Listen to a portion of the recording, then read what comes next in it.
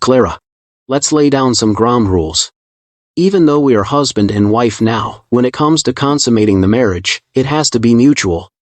So, until we're both on the same page, I won't force you. And I ask that you don't force me either, deal? You.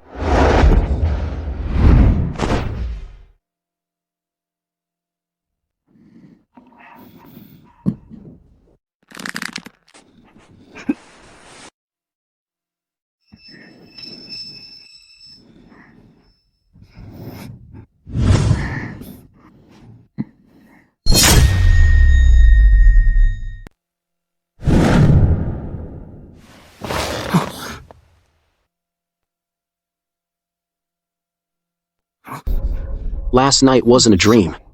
I really ended up sleeping with that dumb and ugly Clara.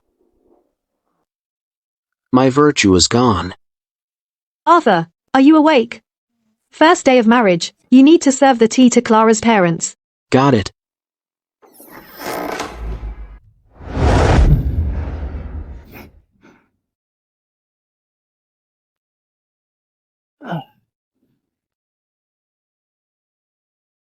Arthur, the bride, your wife, is she good looking? Chloe hasn't seen her yet. Same as you. Haven't seen her. And don't want to.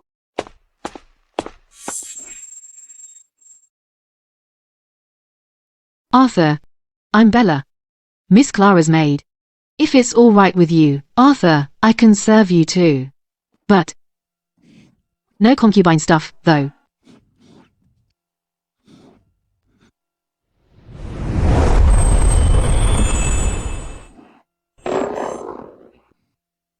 Arthur, is she good looking? That's Miss Clara. Your honey. Honey? So the one I was with last night was her? Arthur, you can't go around calling people honey. If Clara hears you, she'll get angry. Arthur, Bella was just pulling your leg. This is Elena. She's Ravenwood's famous talented lady. She loves poetry the most. I knew there was a catch. If Clara were that good-looking, that wicked mother and son would never have handed her over to me. But if the younger sister is this beautiful, maybe the older sister really is an ugly monster. Maybe the rumors are wrong. Guess tonight, when we consummate the marriage, I'll have to get a real good look. Arthur, Miss Clara isn't feeling well. Elena will accompany you to serve tea to Mrs. Vance. Not feeling well? She was perfectly fine yesterday. Was it something I did last night? Guess I'll have to take it easier tonight. Well then. Thank you, Elena.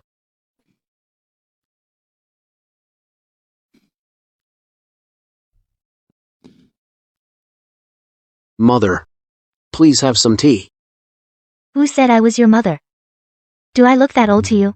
Stop staring. Call me Mrs. Vance. Mrs. Vance. Please have some tea.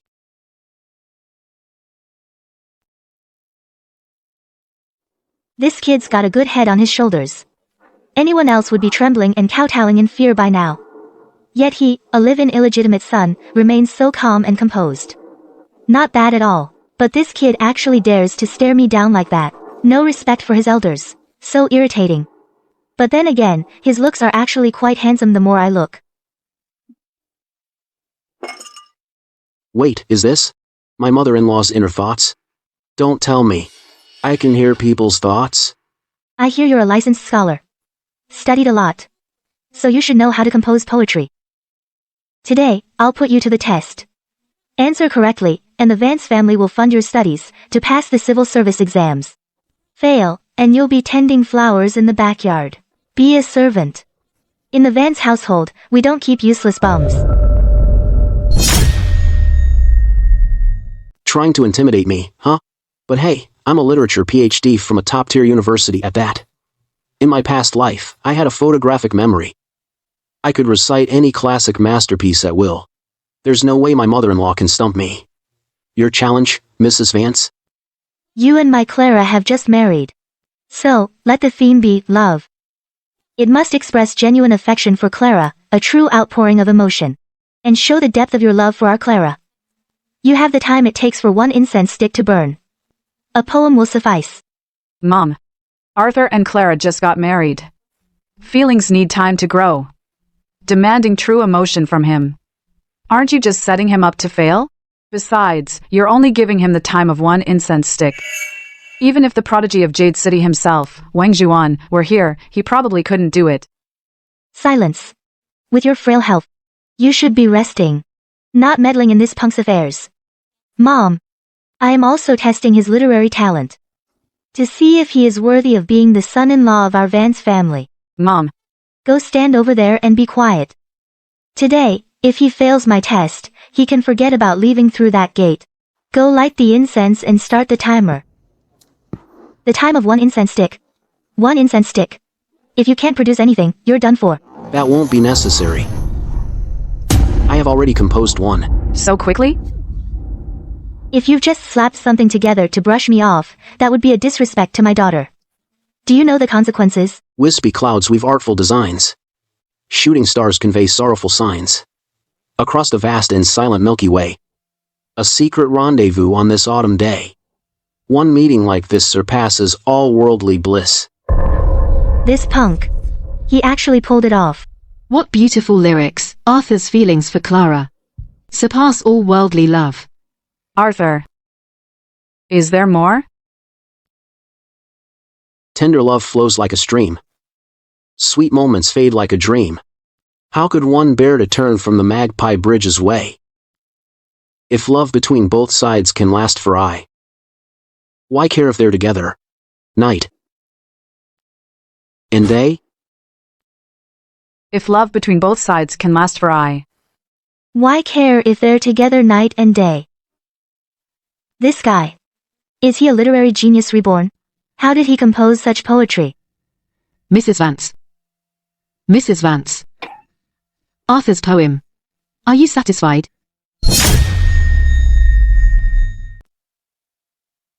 Just barely acceptable. Mediocre at best. Only for Clara and Elena's sake, you pass. For now. But, don't get cocky. There are plenty of talented men out there. Stay humble from now on. Keep a low profile. Got it?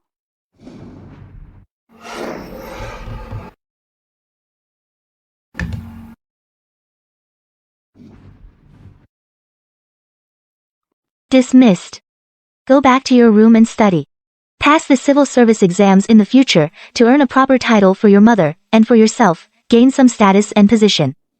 The way you are now, you're not good enough for my Clara. What a shame. This kid's got real talent. If he'd been born into a wealthy family in Crown City, he'd probably be famous all over the country by now. But that's fine. That Thorn estate can't tell a gem from a rock. Their loss is our Vance family's gain. My mother-in-law. She's all bark and no bite.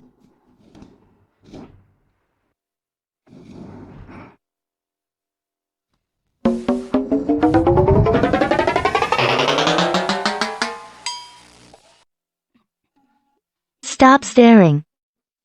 He's your brother-in-law. You're his sister-in-law. Staring won't change a thing.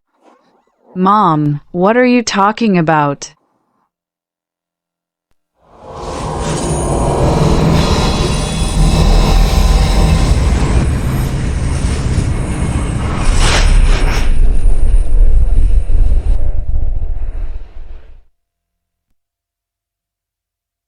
Before mother left, she left me 3 notebooks. One on the body tempering technique, one on the soul cultivation technique, one on the soul cultivation technique, and a boxing manual. Plus a treasure, the sun and moon mirror. Lately, I've been training in secret. With the sun and moon mirror and the spirit elixir it produces nourishing me, now, my boxing skills are perfected. The body tempering technique has also broken through to the skin tempering stage. Only this soul cultivation technique remains stuck, unable to break through this barrier. But, if Beatrice and her son try any more dirty tricks, I should be strong enough to protect myself. Arthur. Bella is here. Is it just Bella? Where's Clara? Arthur, you don't need to wait for Clara. She has her own place. And from now on, she won't be living with you. However, each month, Arthur, you may share a room with her once, Clara said. Since you, Arthur, performed so well in front of Mrs. Vance today, she specifically wants to reward you. Tonight, you can share a room again. Remember to wash up first and wait.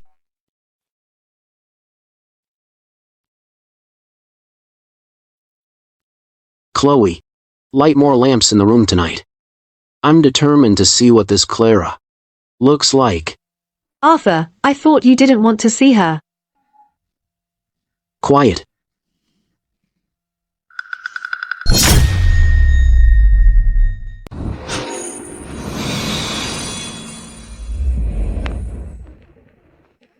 It's past midnight. Looks like she's a no-show tonight.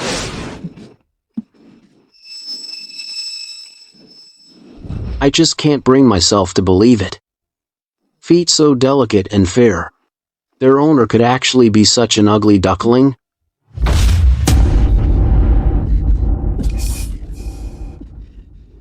Again?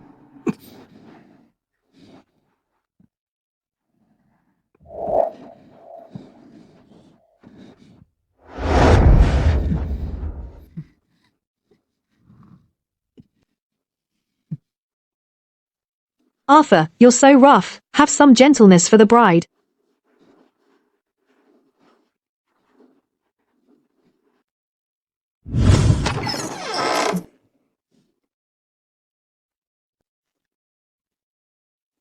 Arthur, last night, you and Clara. Did you sleep together? You saw that? No. I just heard things. So, Chloe, when Clara left this morning, did you see her? No, I didn't. When I woke up, you were the only one sleeping in the room. Clara left without me knowing. Maybe she was shy, that's why she came and left without making a peep. But, Arthur, when I got up to open the gate, I saw someone pass by the front. From the back. It looked Looked like who? That looks like Elena. There's something off about this bride. She's always appearing and disappearing mysteriously. As if she's deliberately hiding her face from me. If this keeps up, I'll never even know if she's beautiful or ugly. Not knowing that is one thing. Every time it's time to consummate the marriage, I don't even know if it's even Clara in bed with me. No clue. Guess next time we consummate the marriage, I gotta find a way to leave my mark. Arthur, you're up. Last night. Sleep okay? Mom asked me to get you some new clothes. It's custom that 3 days after the wedding, the newlyweds pay their first visit home. So today, you and Clara are paying your visit. Make sure to change later. I hear for the homecoming banquet, the Thorne estate invited a lot of aristocratic guests. Mom and I are going too.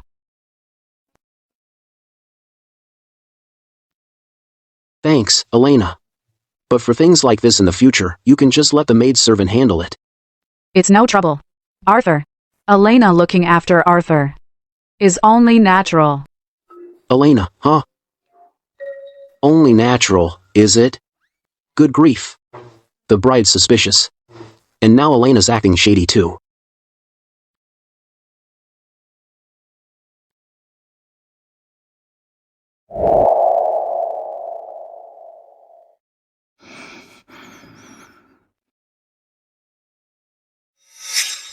This girl. That's some intense sword intent. Arthur. That's Hazel. She's also Clara's maidservant. Or you could say, her guard. She's a master swordsman, you know, draws her sword, and it's a kill, a sword to seal the throat. Arthur, you must never, ever provoke her, otherwise, you're a dead man. That vicious? Arthur. Arthur. Enough with the Arthur already. Elena, hurry up and get in the carriage with me.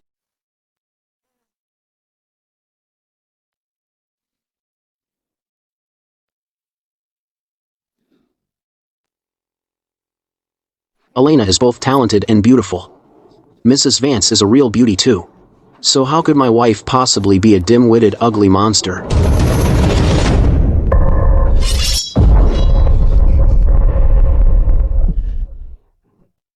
Oh, fly.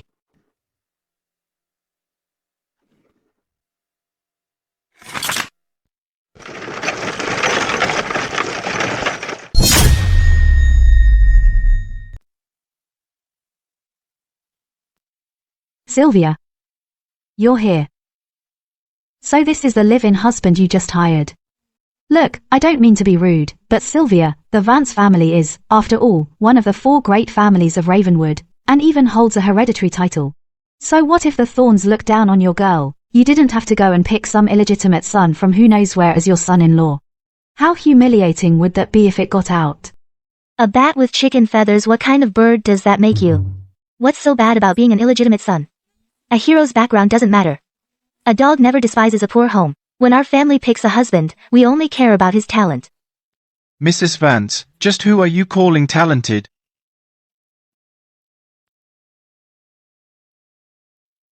I never expected that for this first visit home, the Thorns would even invite Mayor Harrison. What? Does Mr. Thorne want to gather more people to laugh at the Vance family's expense? What nonsense are you talking, Sylvia? Mayor Harrison is here today. Mayor Harrison is here today specifically to discuss business with my husband. We invited him along to see our Clara's stunning beauty, of course. Indeed. I've heard the Vance sisters are both absolutely gorgeous. I've been dying to see their beauty for myself. But today, my sister-in-law is serving tea to the in-laws on her first visit home. So why is she wearing a veil? Surely she's not too scared to show her face. These 2 women. They know full well my wife is slow-witted and ugly, yet they mock us like this. They just want to see me humiliated. Earlier, Mrs. Vance mentioned talent. Recently in our Ravenwood, a poem has been circulating. If love between both sides can last for aye, why need they stay together night and day? Have any of you heard this poem? My wife is particularly fond of it. She even had someone frame it and hang it by her bedside. Yes. That poem, I've heard about it too.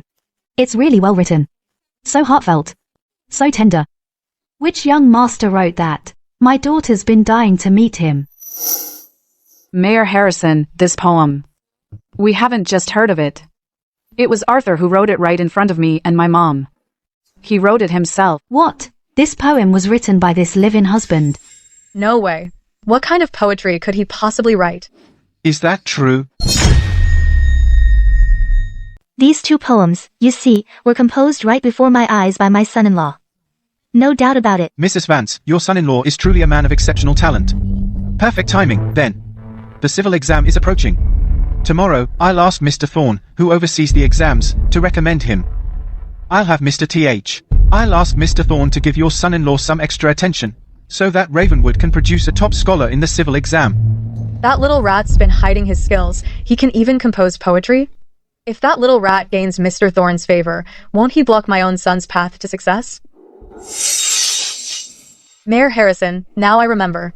These poems were composed by my son Julian during his martial arts breaks. They were impromptu works. Arthur must have overheard them and passed them off to Mrs. Vance as his own. Am I right about that? Arthur? I knew it. A live-in husband could never have such talent on his own. So it turns out he plagiarized them from Julian of the Thorne family. You. Julian? Did you really compose this poem? Yes, I composed it. I was tired from training and was struck by inspiration. Just a casual little thing. Didn't think much of it. Never expected my younger brother to hear it. Julian, what remarkable talent you have. Just a casual piece, yet it feels divinely crafted. Mayor Harrison, I've heard next month is your father's 70th birthday celebration. How about having Julian compose a birthday poem right here for everyone?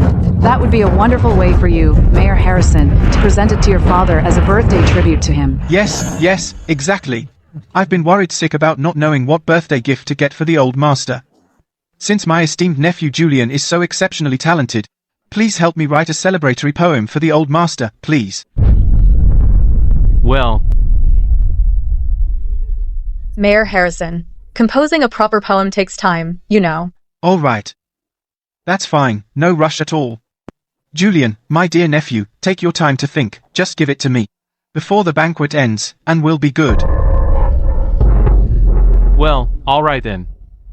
Mayor Harrison, please take the seat of honor. You, come with me, now.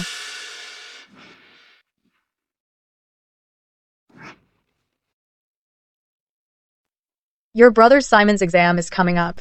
He needs a chance to make a name for himself. You get what I'm saying, don't you? I'm afraid. I don't. You idiot. You can compose poems, right? Then hurry up and write a birthday poem for your brother Simon. That old hag has no shame at all.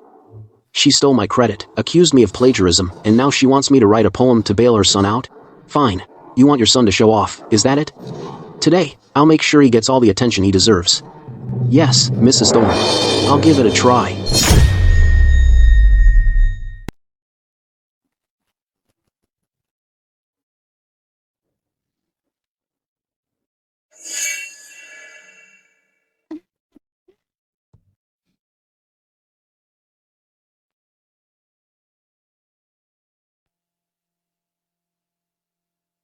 Mayor Harrison. I've already got one. So quickly? Julian. Truly quick on the uptake. Mr. Thorne. You've raised quite the son. Julian. Go on, recite it for Mr. Miller. All right. 70 years, a celebration of eternal spring. Guests from all corners, celebrating your birthday. May you live as long as the pine and crane. Through 3 lifetimes, laughing at the mortal world. Through 3 lifetimes, laughing at the mortal world. Now times a line. What's a poem? Absolutely brilliant. Beatrice. You've raised a fine son. He's practically a literary genius reborn. Well done, well done. It really is. Mayor Harrison. I already had it written down. On the birthday itself. You can just give it to old Mr. Harrison. Attendant.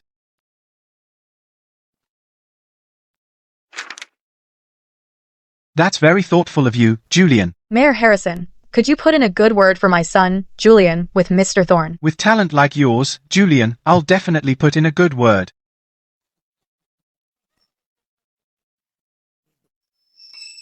Elena. What's with the head shake? You think my poem isn't good enough? This poem. Ah, never mind. I've heard that you, Miss Eleanor, are also Ravenwood's renowned talented lady. Proficient in poetry and verse. Why don't you share your thoughts? Mayor Harrison. Then I'll be blunt. This poem by Julian is perfect in every way. It's just a bit unlucky. How dare you, Elena? My son's poem is a blessing for old Mr. Harrison to live a long and healthy life. What could be better than that? How dare you spread such malicious lies here, trying to cause a scene? Go on, Miss Elena. Julian, do you still remember this poem? Could you read it once more? Why not?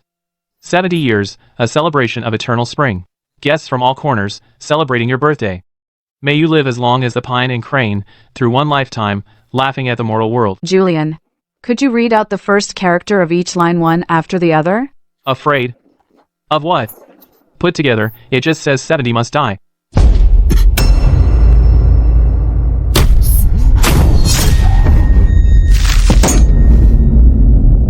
Ungrateful son. For old Mr. Harrison's 70th birthday, you actually wrote this cursed poem? To curse him? Kneel and plead guilty to Mayor Harrison. Mayor Harrison. I didn't mean to. I never meant to curse old Mr. Harrison.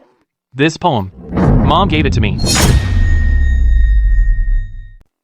Mayor Harrison, let me explain. Explain nothing. How dare you curse my father? That won't be necessary. Mr. Thorne, I have other matters to attend to. I must take my leave. What about the favor you promised me? This old man still has the nerve to ask me for a favor. I'm so tempted. I should smack all you little rats to death. We'll talk about it later. Gideon, wait. Little rat, ungrateful son. You ruined my grand plan. Dad. It's not my fault. Mom gave me the poem. You idiot. Look at the mess you've made. Mr. Thorne. We mustn't resort to violence. Hit him, Richard. Hit him hard. Beat that little rat Wang Yun to death. Satisfying. My mother-in-law. She is quite a character herself. Richard, it wasn't me. It was. It's Arthur Thorne, that little rat. He deliberately wrote a cursed poem to frame me and my son. What are you talking about? You're spouting nonsense. Mrs. Thorne. You can eat whatever you want, but you can't just say whatever you want. Everyone here saw it. That poem came from your son's hand. You two made a mistake, and now you're shamelessly shifting blame. You're even dragging our Arthur into this. If my husband finds out you're trying to smear our son-in-law, he won't let this go easily. As for today's tea, I think we'll pass. Arthur, take Clara. We're leaving.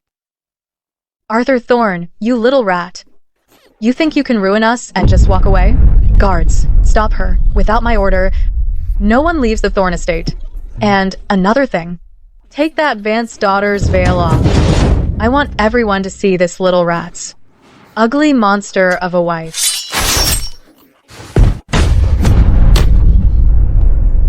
This is treason. Treason. How dare you kill someone in the Thorne estate? Where is Guard Willis? Take your men and kill him. This little rat. Yes. That little rat actually dared to scheme against me. He made me lose all faith. If I don't make him suffer today, I won't be able to quell my hatred. Julian, how dare you? Arthur, even an ugly wife has to be seen in public, right? Clara, watch out. Clara. Stop.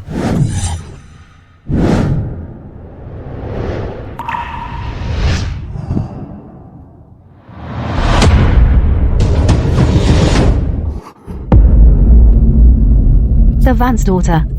She. No, impossible.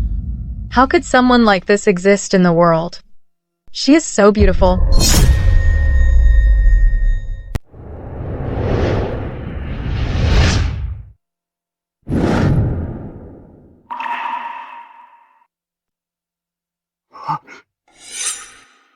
Elena.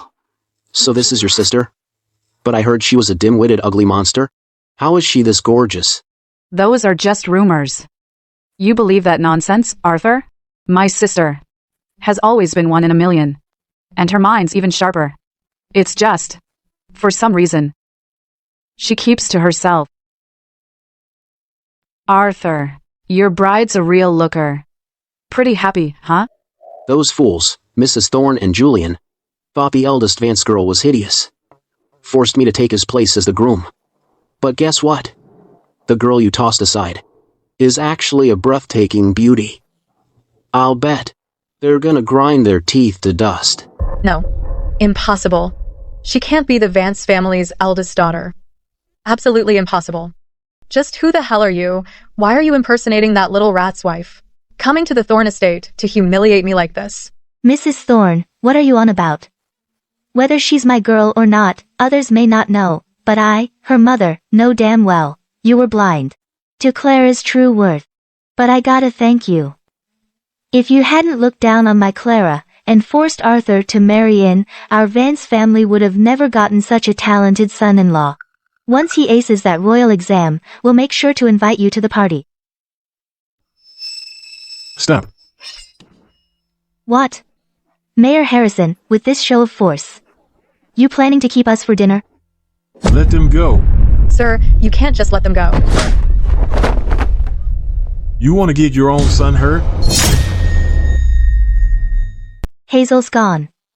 Lord Mo isn't treating us to dinner. We'll eat at home.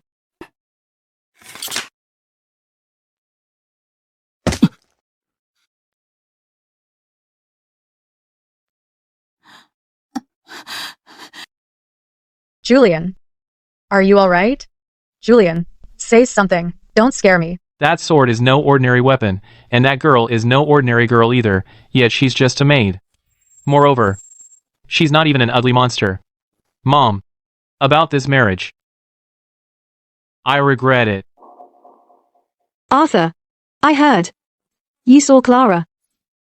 You know. I heard. Mrs. Thorne and Julian are furious. But given Mrs. Thorne's and Julian's usual ways, they won't let this slide. So Arthur, you should be careful from now on. Stay inside. Don't worry. Your Arthur is no longer that weak, helpless scholar anymore. That's true. Hazel is so capable. She'll definitely protect you for Clara's sake. Oh, right, Arthur. After dinner, you should get some rest early. I won't be warming your bed tonight. Why? I just ran into Bella. She said, you should wait in bed. Maybe Clara might come to your bed tonight. Chloe. Tell me, would a girl as cold as ice and beautiful as a fairy really share a bed with a man she's never even met? Arthur, you're talking about Clara, right? Didn't Clara share your bed twice already? But was it really? Was it her? Arthur, what are you talking about? It's nothing, Chloe. Just get more oil lamps and as many candles as you can. Clara is so beautiful. When we're together tonight, I want to keep my eyes on her. See every little detail. Arthur, you're so naughty.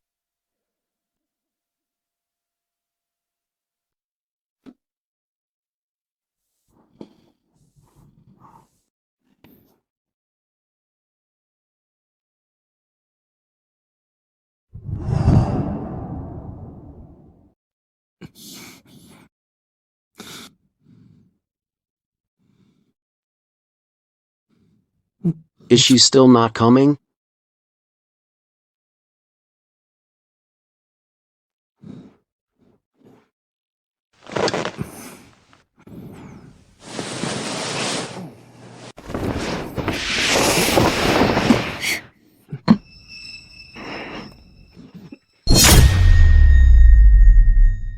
Every time it happens, my body goes all weak.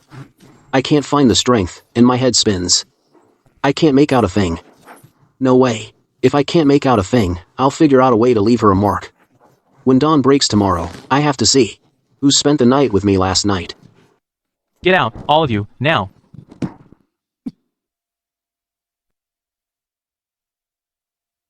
You all leave first.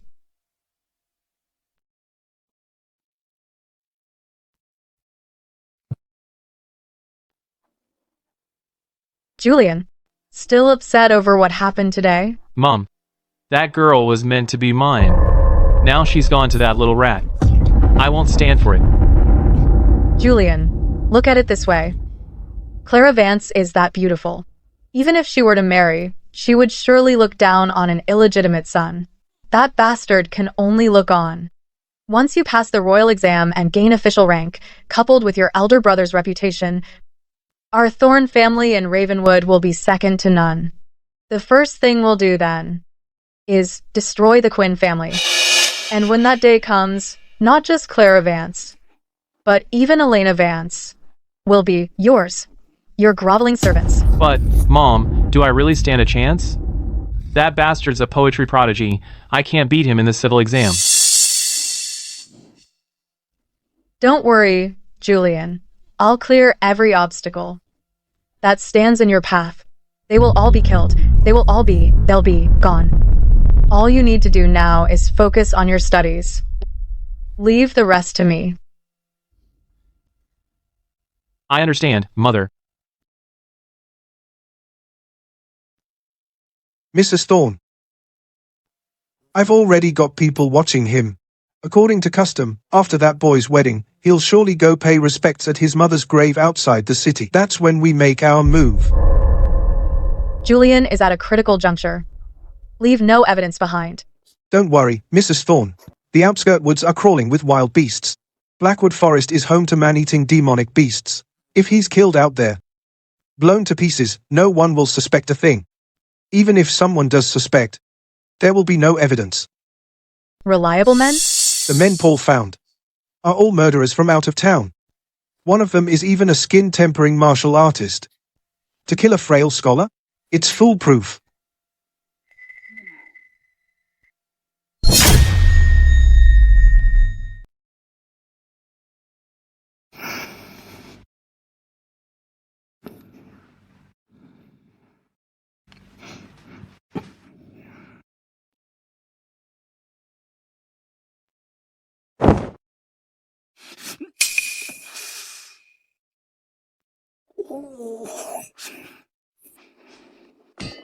Arthur, you all right? I'm fine, Chloe. Quick, get my clothes. I need to go see Elena. Okay. Arthur. What are you doing here?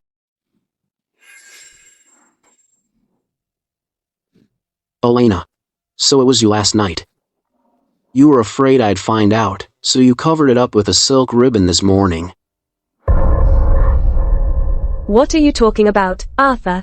First thing in the morning, you come barging in and wake our mistress. Could it be?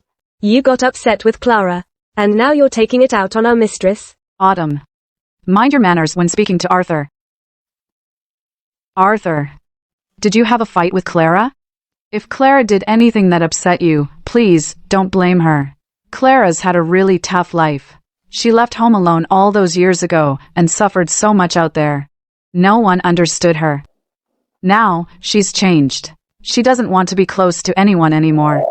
So that night, to consummate the marriage, you went in Clara's place? Elena, can I ask you why? Why have you been hiding it all this time? Arthur. I've been looking all over for you. So, this is where you are. What's with your neck too? You mean this silk ribbon? Hazel has one too.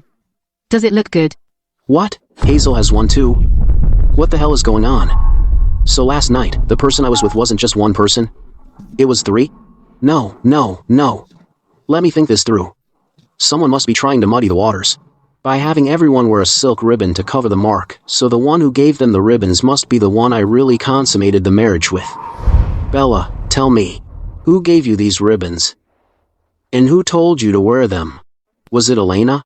Or was it Clara? It was me. It was me. Oh my God. So last night, it was.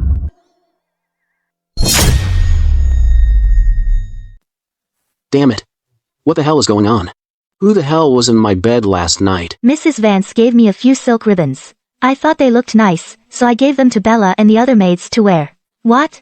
Since when do I need your permission? Mrs. Vance. It's not what you think. I just thought these ribbons were really pretty. So I was curious who had such good taste. Oh, really? Arthur's been staring at our necks all day long. Could it be he left a mark on someone? Impossible. I did not. Enough nonsense. Come here and greet Mrs. Vance. Mrs. Harrison. This is my son-in-law. That poem hanging by your bedside. He wrote it. I, Arthur, greet Mrs. Vance.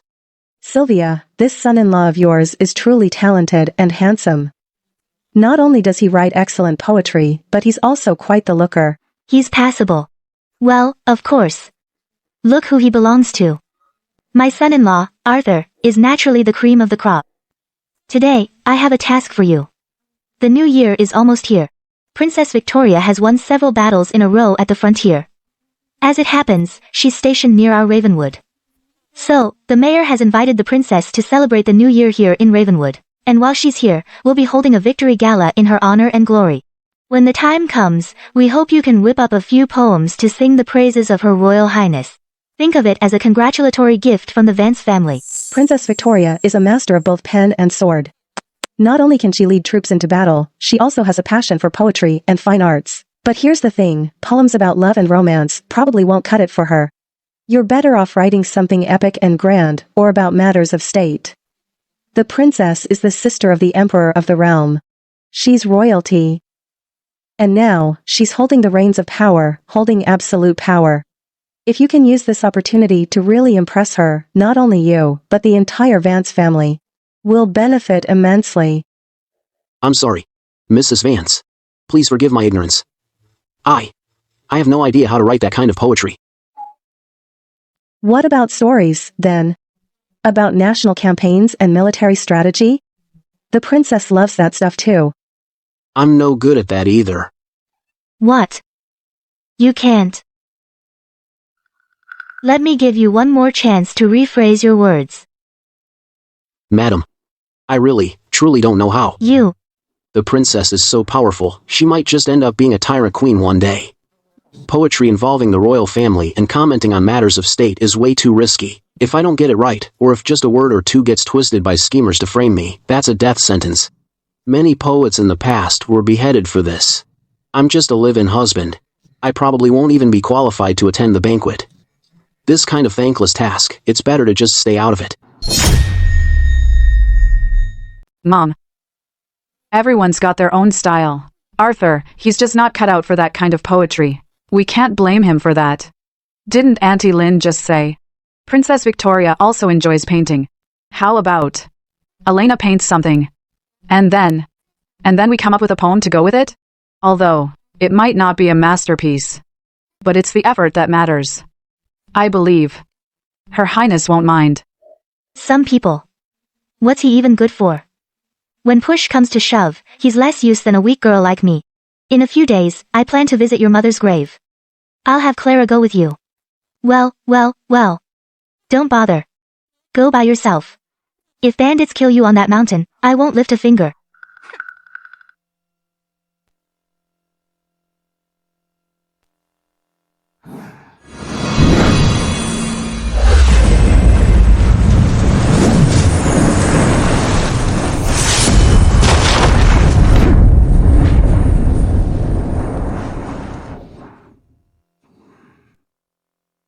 Bat cultivation method.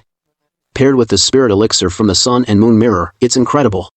For most people, reaching the peak of skin tempering, it takes at least 3 years. But I did it in just days. And as for that set my mother left me, the plum blossom fist, I've mastered it, too. If Hazel hadn't jumped in during the first visit home last time, I would have loved to test that fist technique's power. Arthur. Dinner's ready. Not yet. Chloe. Keep your eyes on me. Chloe. Is it tough, Arthur? So tough. Arthur's rock solid. Just you wait. I've got more tricks up my sleeve. Soon, forget about this little rock. Even if it were solid steel, Arthur could smash it to bits. Tomorrow, you're coming with me out of town to visit my mother's grave. What's wrong with this girl? No money for a carriage, fine. But you don't even have enough for joss paper and incense for my mom? Arthur, I'm so sorry. It's my fault. I didn't manage the spending well. I used up all the money you gave me. Go ahead, blame me. Silly girl. Arthur isn't really mad at you. As a live-in husband, the monthly allowance the Vance family gives me barely covers our food and living expenses. There's hardly anything left each month. Plus, I've been eating more lately, so going over budget is normal. Don't worry about the incense and stuff. I'll just go there today and talk to my mom. That's enough. Alright, listen to me. Don't be sad. Let's go.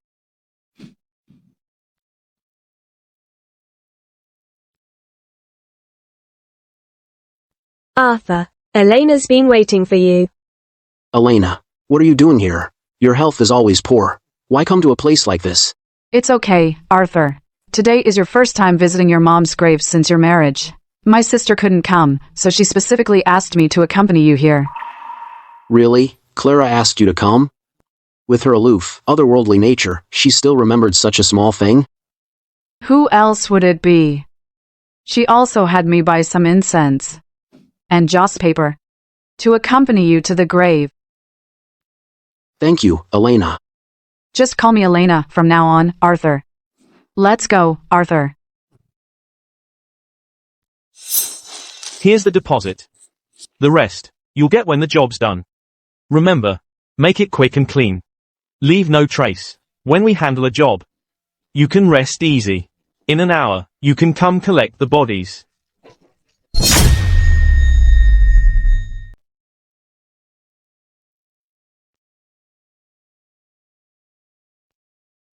Mom. I'm here to burn offering paper for you. I got married. My wife is from a noble family. She's beautiful. She's like a fairy. She treats me so well and so gentle. Mom, may your spirit rest in peace in heaven. For all you did raising me. I can only repay you in the next life. But don't you worry. Those who did you wrong, I'll make them pay.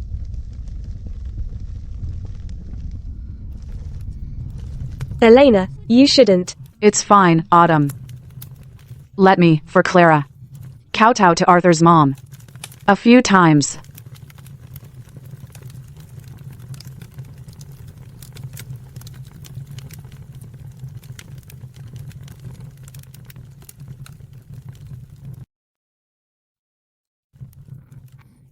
Arthur, don't be too hard on yourself. I'm sure your mom's spirit in heaven, seeing you're married now and doing so well, would be overjoyed. Yes. If she knew that. I've left the Thorn estate. And I'm doing well in my new home, she'd be happy too. Okay. Let's get going.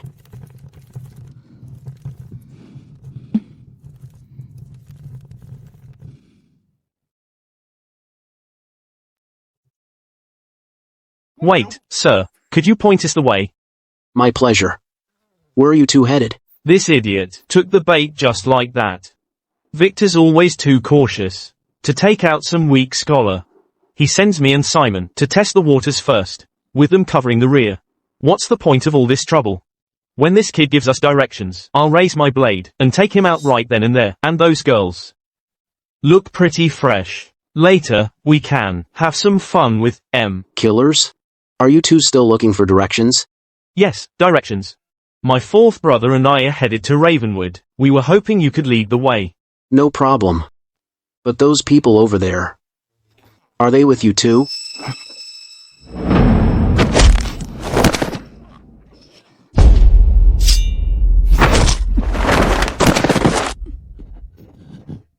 You're a martial artist?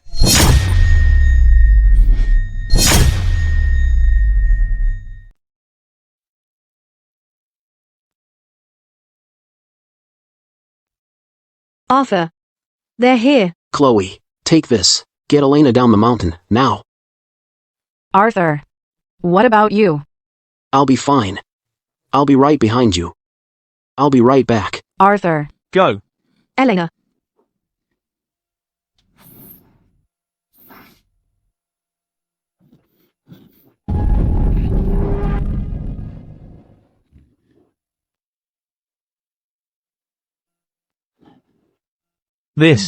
That scholar did this. Victor.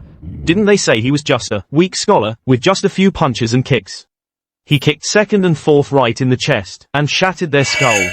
He's even more brutal than us. Victor, this job. Should we still do it? We're not letting this prize get away. We'll catch up to them. We'll take him down together.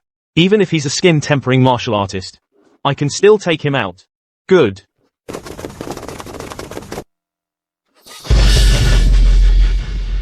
Just our luck running into him. Victor, that boy isn't here. Looks like he ditched the maidservant and ran off on his own. Kill them first, then go after that boy.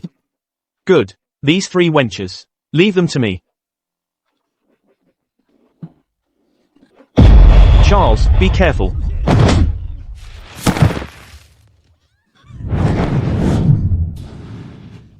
Arthur. Arthur. Bastard.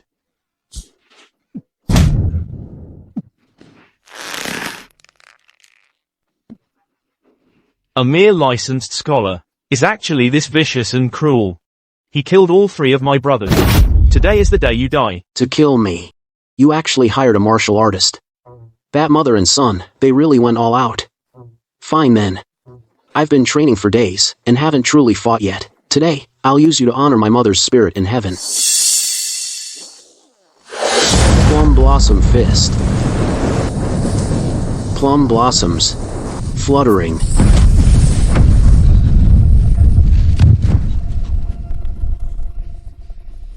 You.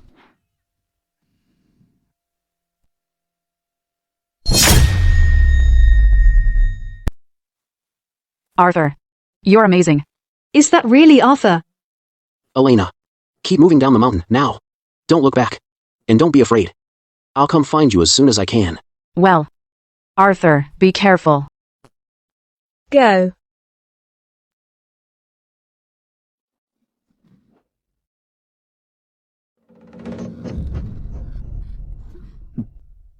Just those few women. Looks like it worked. That boy's already been killed. But let's go up and check the body anyway, so we can report back to Mrs. Vance. He really was killed, huh? Killed right here. That boy got off easy. After all, with that little rat's mother, killed together. At least the mother and son are reunited. That's not the boy. Where is that boy? Are you looking for me? Arthur, what are you doing here? You're holding a dagger. Are you going to kill me?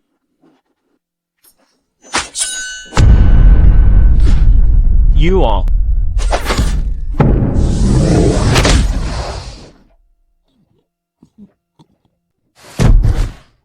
I'm just a scholar. You already know that, don't you?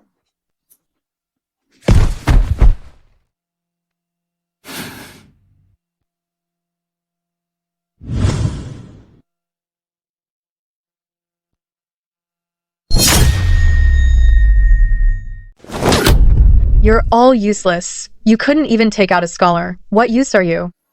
Madam, it has to be the Vance family.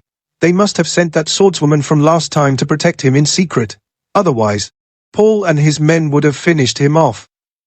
Who would have thought an illegitimate son who married in would be so important to the Vances? How could they not? The Vance family is pinning all their hopes on that kid to bring honor to the family. Princess Victoria is arriving in Ravenwood soon. The Vances will surely make that little rat write a poem for her. If he can win the princess's favor, not just that punk, but the whole Vance family will walk all over us from now on. No. Before the princess gets here, we have to kill him. We absolutely cannot let him present a poem to Princess Victoria. Madam, I have a plan. Not only can we eliminate that boy, but we can wipe out the entire Vance family. However, we'll probably need the Sterling's help. What plan? Here's what we do.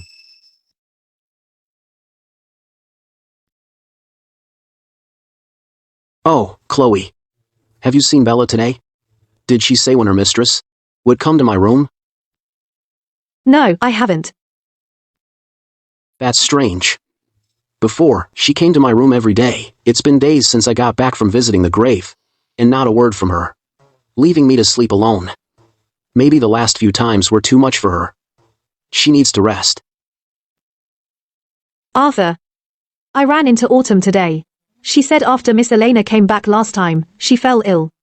She also said she hopes you have time to go see Miss Elena. What did you say? Miss Elena is sick? Miss, Arthur is here. Arthur. Arthur. What brings you here? Working on poems? You're sick. Why push yourself so hard? You should get some rest. To tell you the truth, in a few days, Princess Victoria arrives in the city. These are poems I wrote as gifts for her. But I'm not that talented. I've written a few, but none seem suitable to give to the princess. Poems for Princess Victoria? All right then. Let me give it a shot. But Arthur, didn't you say you didn't want to write poems for the princess? Didn't you get sick from going with me to visit the grave? Seeing you struggle like this, how could I just stand by? Tell me, how many do you need? 7 or 8. Okay. Autumn, help me grind the ink. Let me do it, Arthur. That's not right. That's a servant's job. Besides, you're still sick. It's fine. Actually, just you coming to see me today has made me feel so much better already. Besides, I'd like to see your calligraphy, Arthur. All right then.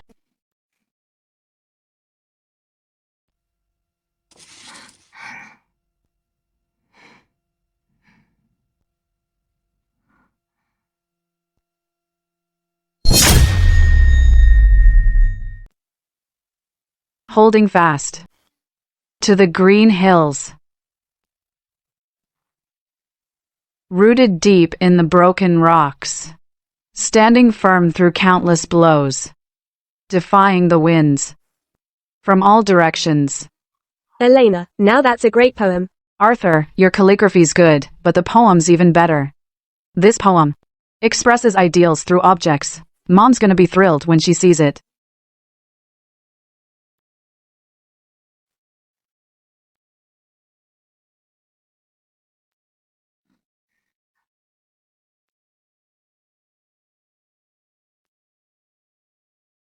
A great wind rises. Clouds fly high. My power rules the land as I return home. Where can I find brave warriors to guard the realm? Arthur, that poem you wrote is absolutely magnificent. It just radiates an imperial aura. When Princess Victoria sees it, she's bound to love it.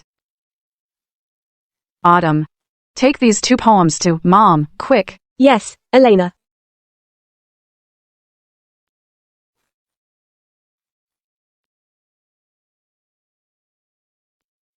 Arthur. Poetry expresses ambitions. Poetry reflects the person. Arthur, to think you could write a poem like this. You must have boundless ambition in your heart. In the future, you're gonna be famous across the land. You flatter me too much, Elena. I'm just an ordinary commoner. How could I compose such fine poetry? Actually, this poem was written by Emperor Valerius. Emperor Valerius? Valerius? Is there really such a person? In this? Probably not. Arthur, are you messing with Elena again? It was obviously you who wrote that poem yourself. And then cooked up some non-existent person. Tired, Elena? Leaving already, Arthur? It's getting late. I shouldn't keep you up any longer. I'll come back tomorrow to finish the poem. All right. Let me walk you out. What's wrong, Elena? Let me help you over.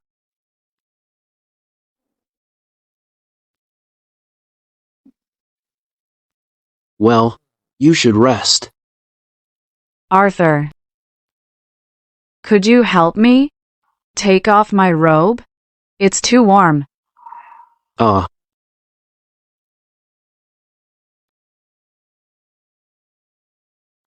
Okay.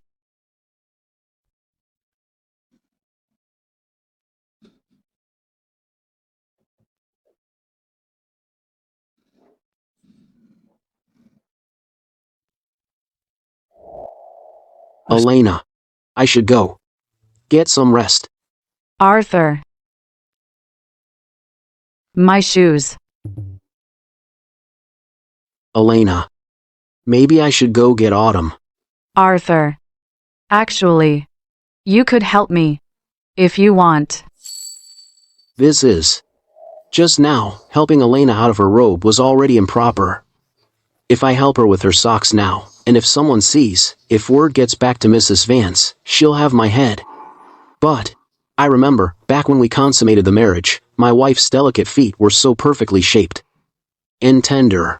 This could be a chance to see if the owner of those delicate feet is really Elena. If I'm quick, as long as no one sees, it shouldn't reach Mrs. Vance. All right.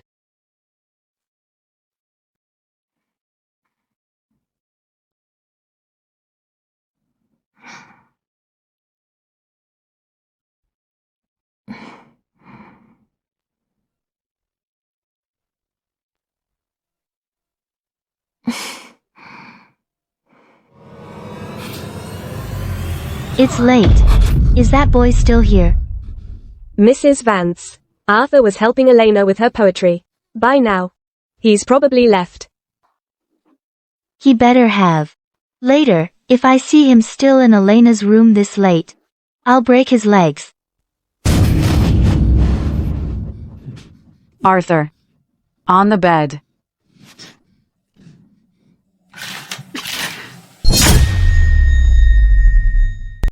No. Why would I hide? I didn't do anything wrong. I could just walk out. Or go to the desk and grind ink and write, couldn't I? Even if my mother-in-law sees me, I can just say I'm composing a poem for Princess Victoria. She probably wouldn't say anything. But right now, if my mother-in-law finds out, About Elena and me. Is that boy gone yet? Mom, Arthur's been gone for a while now. Oh, crap. Now I really can't get out of bed. At least he had the sense to leave. If he were still here, my backyard could use someone to haul manure, and I'd make him do it all night. Elena? Are you resting? Let me take a look. Let's see if you're looking any better. Don't. Mom, don't pull it. I'm afraid of drafts. Then, are you still coughing? Do you need some medicine? I'm fine, Mom. I'm tired. I want to rest. All right, then you rest well. I won't disturb you anymore.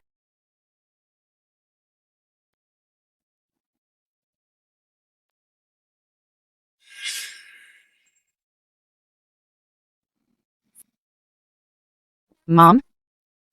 Aren't you leaving yet? Tonight, I'm sleeping right here.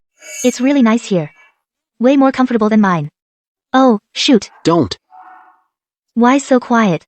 Don't you want me to sleep here? No. Elena. Your bed is quite big.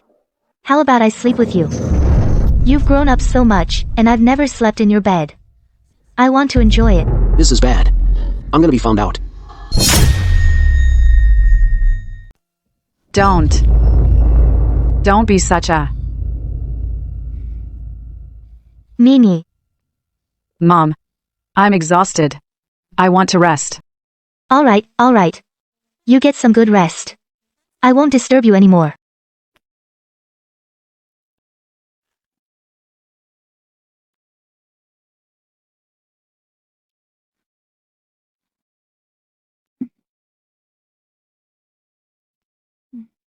This child. She's always been so frail. Let her rest properly. I'll keep a close eye on her tonight. I can't fall asleep.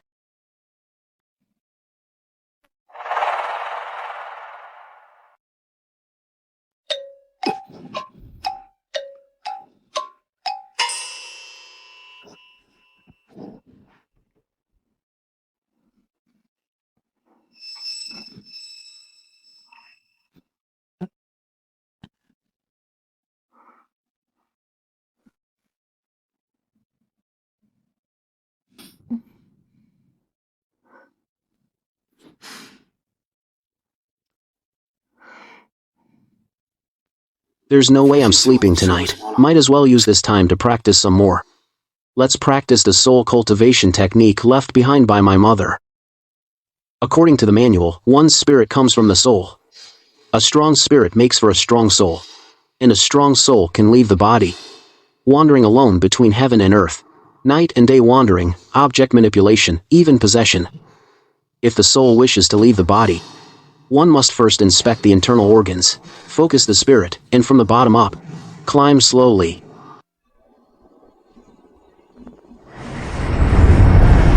The soul leaves the body. Astral projection at night. Did I just succeed? So this is the soul. So this is the dream wandering realm?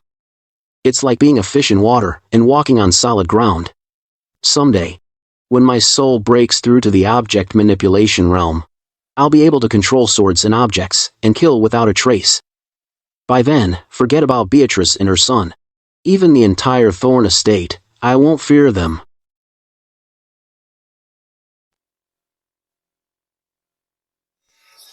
Isn't that Mrs. Vance's maid, Cherry? What's she sneaking around for? Stealing something? Let's follow and see.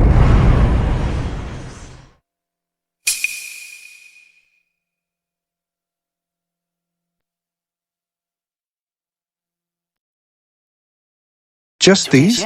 For now, that's all. Poems and paintings. The poems were written by that live-in husband. The paintings were done by Elena. I've copied them all down. Keep watching. There should be more. We can skip the paintings. We only need that boy's poems. Those are the most important. Understood. No matter how talented he is. This time, we'll make him face charges for plagiarism. At the Victory Gala, using plagiarized poems to fool Princess Victoria is basically equivalent to the crime of deceiving the crown. When that happens, not just that illegitimate son, but the entire Vance family will be lucky to just face property confiscation and exile. Of course, we can't be the ones to make the first move. After all, we're in-laws with the Vance family. When the time is right, we just hand these poems over to the Sterlings. Over the years, the Vances have taken over a lot of the Sterlings' businesses. On the surface, the two families get along just fine, but behind closed doors, the Sterlings despise the Vances. What a vicious plot. First, you try to have me killed. Now, you're using an underhanded scheme to hurt me. To hurt the Vance family. But Beatrice, you underestimate me, Arthur Thorne, steal my poems, huh? Go ahead, give it a shot. This time, I'm gonna teach you, and your whole Thorne family, a lesson you'll never forget. Arthur, what brings you here during the day? Where's Elena? I thought of a few more poems to present to Princess Victoria. I wanted to write them down for her. Elena just finished lunch. She's taking her afternoon nap. Is that you, Arthur? Autumn. Let him in.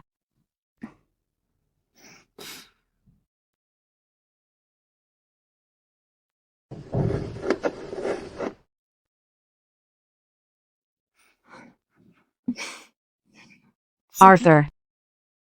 Last night. Last night. After I finished those two poems, I went straight to bed. That's all I know. Elena. About last night, did you sleep well by yourself? Yesterday. I slept just fine by myself.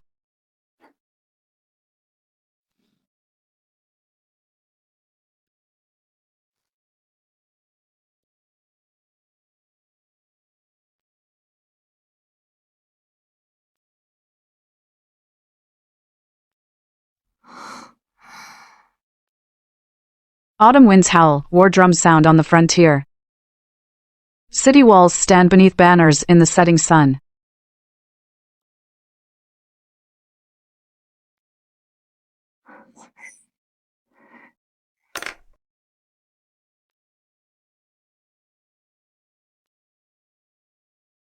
After gathering nectar from 100 flowers, who do you toil for?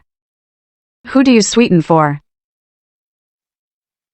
Arthur, if Princess Victoria sees these poems you've written, she'll have you thrown in jail for sure. She'll make you write poems for her every day. Elena. Just like yesterday, make sure these poems get delivered to Mrs. Vance too.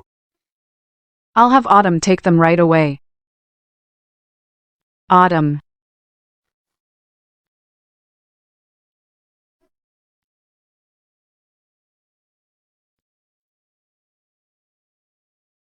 Arthur.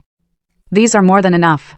The poems I write from now on are the real deal for Princess Victoria. At the banquet, you hand them to Princess Victoria yourself. Until that moment, no one can know.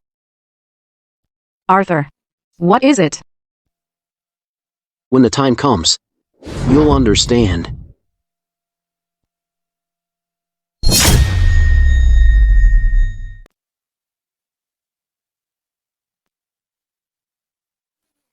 Mom. Wow, it's so lively today. Everyone from the 4 great families of Ravenwood is here. Of course. Princess Victoria's achievements are unparalleled. She's also the elder sister of the Emperor of the Realm. She commands a mighty army and holds absolute power. Who knows how many people are trying to suck up to her. But, you usually prefer peace and quiet. Yet today, you insisted on coming along. That's quite unusual. Yes, Elena. You're always so frail. Why put yourself through this trip? What if you faint later? It's all right. Mom. Arthur instructed me to personally deliver these poems to Princess Victoria. Just a few poems. Why must you present them yourself? That little punk, what's he up to this time? Let's go. Gideon, long time no see. Richard, you're finally here. Edward and Silas have been waiting for you. Please, come inside. All right. After you. Yes. Sylvia. You're here. Why didn't your son-in-law come with you? I thought he would be at the banquet composing poems for the princess. Mrs. Sterling, have you forgotten? Sylvia's son-in-law is a live-in husband. A man who married in has no place among proper company. Isn't that right? This victory gala for Princess Victoria is no place for a live-in husband to set foot in. My apologies, I shouldn't have asked. Enough. That's quite enough from all of you. Sylvia, please sit. Yes, Sylvia. Have a seat. We saved a spot for you.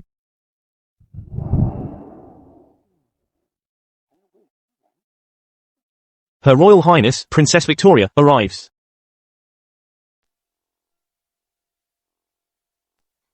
We greet Princess Victoria. Princess Victoria, please take the seat of honor.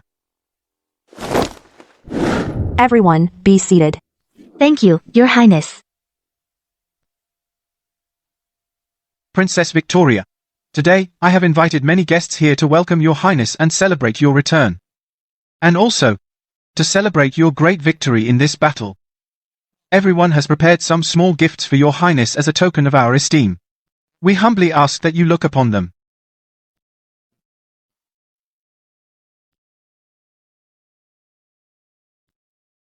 Silas pays his respects to Princess Victoria. This time, on the frontier, Your Highness repelled the enemy and achieved a great victory. Not only did you enhance our nation's prestige, but also protected the people of Ignis. To honor Your Highness's achievements, my sterling estate presents a mighty bow and a scroll painting. The poems on this painting were all composed by my son, Albert, in honor of Your Highness. We hope you find them pleasing. Attendance.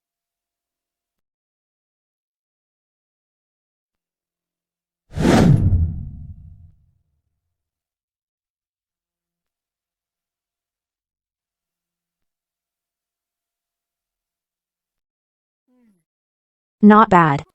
Good poem, nice verses. Thank you for your praise, Your Highness.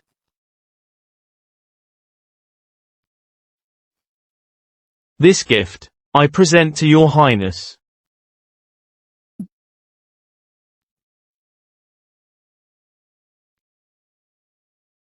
By now, the banquet should have started. Chloe, prepare the carriage. Arthur, where are you going? To the princess's manor. The main event is about to begin.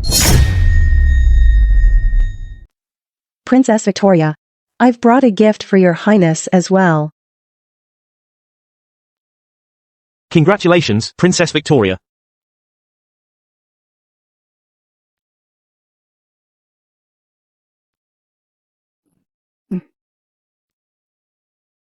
I have a gift for Your Highness, pinned and painted by my daughter, Elena, specially for you. A collection of poems and calligraphy. No gifts necessary. Thank you, Princess Victoria. Princess Victoria, Elena is known as a talented lady here in Ravenwood. Although her health is delicate, she's a skilled writer and painter, truly gifted. The poems she's presenting to you today must be exceptional. How about having Elena unroll a scroll and recite a few? Let us all have a listen. Very well. Perhaps you could offer some guidance? Very well. Recite 2 poems. No guidance needed.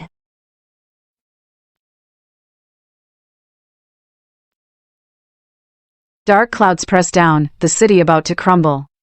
Armor gleams like golden scales in the sun. Horn calls fill the autumn sky. On the frontier, rouge stains the night purple. Half-furled red flags by the river.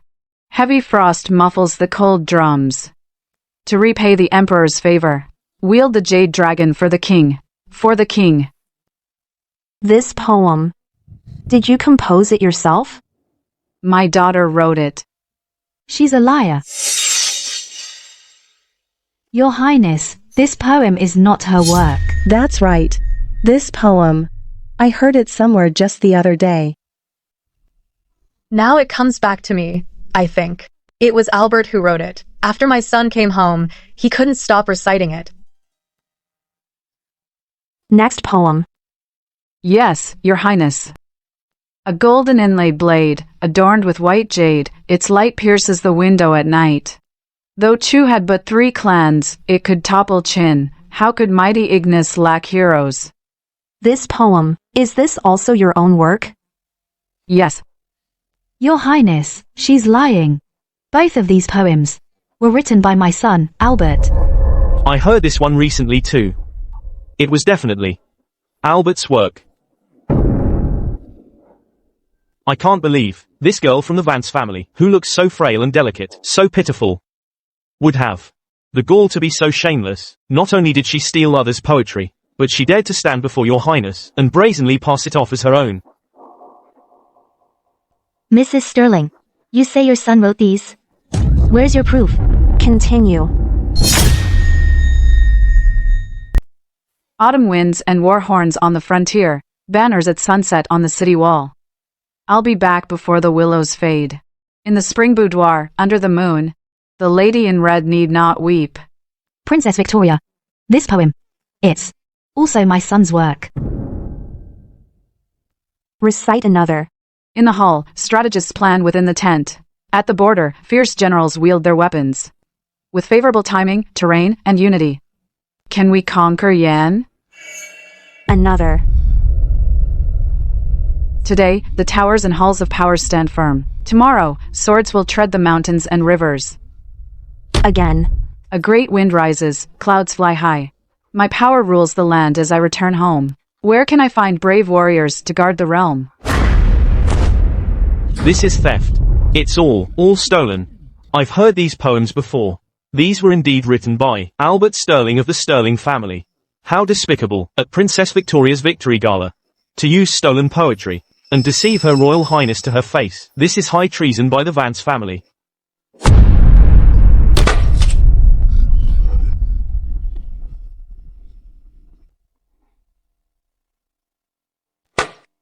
Richard Vance. How dare you? Using plagiarized poems to mock Her Royal Highness like this. Do you admit your guilt? Your Highness. I'm innocent, I tell you. We're all innocent.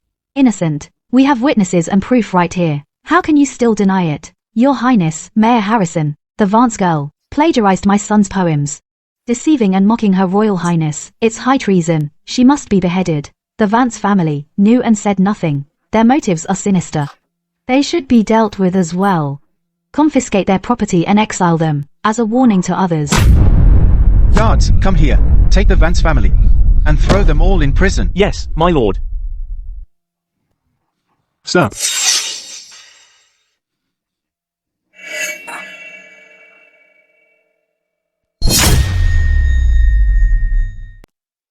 Arthur. Arthur. Arthur. Arthur, you're here. Elena. You've worked hard. Leave the rest to me. It's you. You have some nerve. This is Her Royal Highness's victory gala, so how dare a lowly live-in husband like you attend? Your Highness, this man is the Vance family's live-in husband. Your noble self is of the highest status. The Vances actually let a lowly live-in husband attend, which is truly disgraceful. That's right. Your Highness. The Vances plagiarized my son's poetry, deceiving you first, Your Highness. And now, they've allowed this lowly husband to crash the banquet, which is truly malicious and shows no respect for you, Your Highness. I beg you, Your Highness, to order the execution of the entire Vance family to uphold the law. Just because a live-in husband crashes a banquet, the whole family should be executed? Then let me ask Lord Sterling. Mrs. Sterling. If your Sterling family commits treason, shouldn't all your relatives be executed? How dare you? You lowly husband, how dare you spout such nonsense?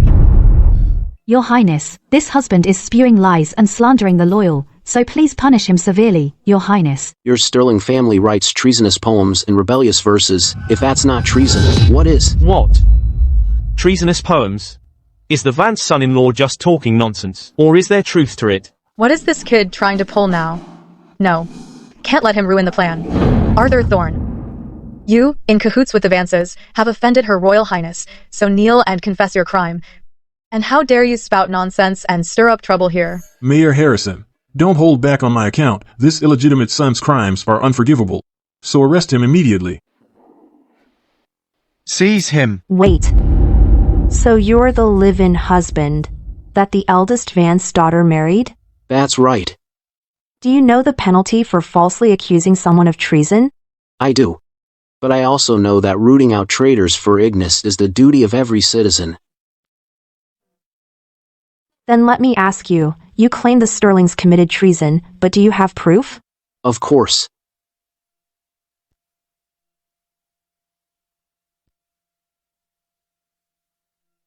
This. It is the proof. Your Highness, please see the truth. The poems on the scroll were all written by my son specifically for you, Your Highness. How could they possibly be proof the Sterlings are plotting treason? It's got to be this. Live-in husband framing us. Mr. Vance, let him talk. A straight foot has no fear of a crooked shoe. I refuse to believe this kid has the power to turn black into white. Mrs. Sterling, you told me to speak. I'm sure Your Highness heard everything. Elena's poems and Albert's are mostly the same, but a few definitely have differences.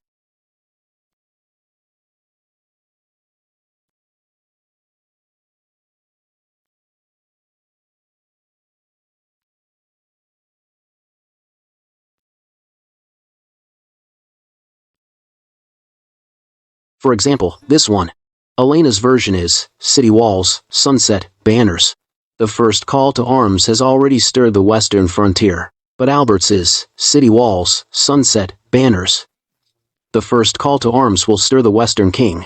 Your Highness, please see the truth. This girl from the Vance family stole my son's poem and changed a few words on purpose. Don't rush, Mrs. Sterling. Let me finish first. Take the different characters from these two poems. Elena's are head. Already. Liao. But Albert's are. Along. Will. King. Head, already, Liao. Along, will, king, the empire will fall. Your Highness, please see the truth. My family, the Sterlings, is completely loyal to the empire, and to you, Your Highness. We'd never write such treasonous poems on purpose. A coincidence. It must be a coincidence. Really, Lord Sterling? Then what about this second one? Elena's is, fierce generals at the border, weapons ready. One day, their swords will tread the mountains and rivers. But Albert's is, fierce generals along the border, weapons ready. One day, they'll surely tread the king's rivers. The different characters in these two poems are respectively along, surely, king. If the first was a coincidence, then what about this second one? Along, surely, king. The empire must fall. The first one says, the empire will fall. The second one says, the empire must fall. Could it be the Sterlings really have treasonous intent? Your Highness, please see the truth. A coincidence. It must be a coincidence. Really? Well then, what about this third one? In Albert and Elena's poems, there are still three different characters. There. The empire, in half-furled empire flags by the river, the general, in to repay the general's favor, in the fall and wield the jade dragon and die for you. Connect these three characters, Lord Sterling, why don't you read them aloud? I.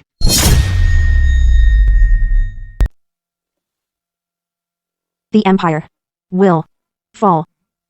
This time around, they're not even bothering to pretend. A coincidence.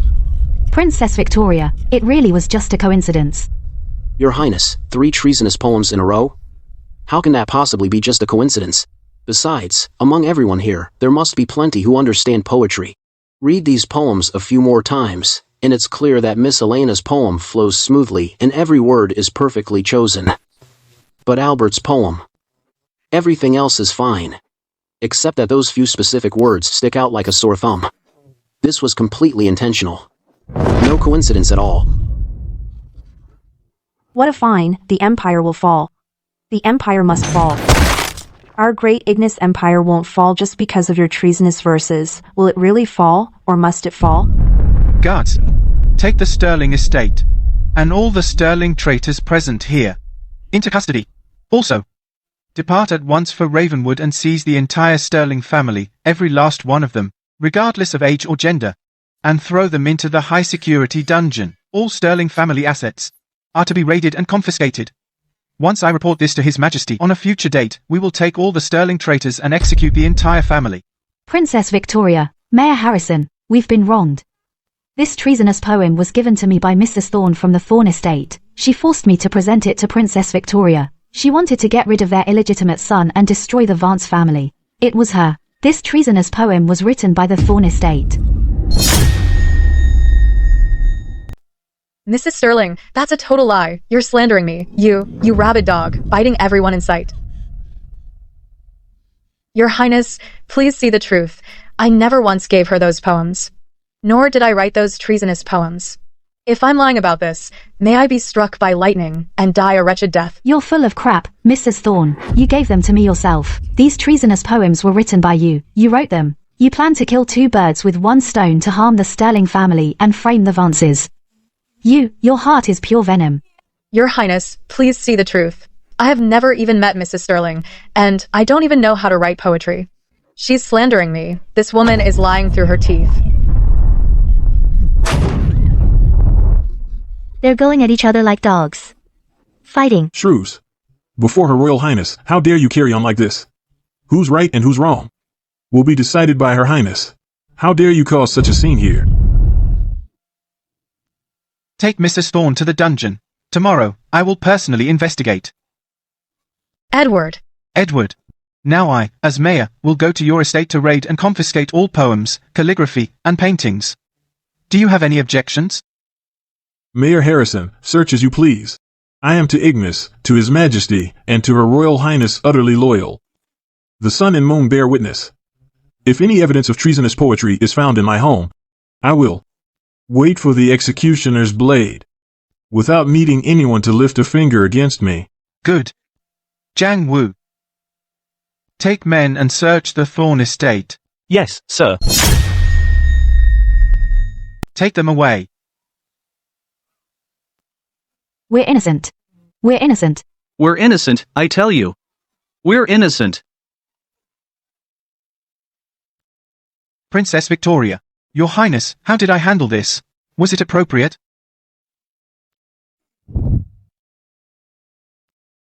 All of you, rise. Have all the families presented their gifts? This banquet today is over. But the feast is already prepared. Actually, I'm tired. Princess Victoria.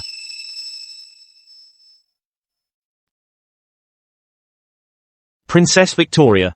The Vance family just exposed the Sterling's rebellion. We haven't had the chance to present our gift to you. We already presented ours. Those poems earlier. My sister Beatrice plotted so meticulously, but still ended up in the Vances' trap. Those damned Vances, they made my sister suffer so much. Today, I won't let them get away with it. This Warren is every bit his sister's brother. Birds of a feather. Equally sinister and vicious. What, Mr. Vance? Have you not prepared a congratulatory gift for the princess? Or maybe that poem, that is 80% like a treasonous poem, is your gift? I'm afraid you'll be disappointed, Mr. Blackwood. Our Vance family still has a gift. Princess Victoria. My father-in-law, Mr. Vance, came in such a hurry and forgot to bring the gift. So I came here on his behalf, solely to represent the Vance family, and present a congratulatory gift to the princess. This is the Vance family's congratulatory gift. An unfinished story. I ask that your highness take a look. What kind of story? It is called Romance of the Three Kingdoms. The great river flows east, never to return, its waves have swept away all heroes. Speaking of the world's great tides, long divided, they must unite, long united, they must divide.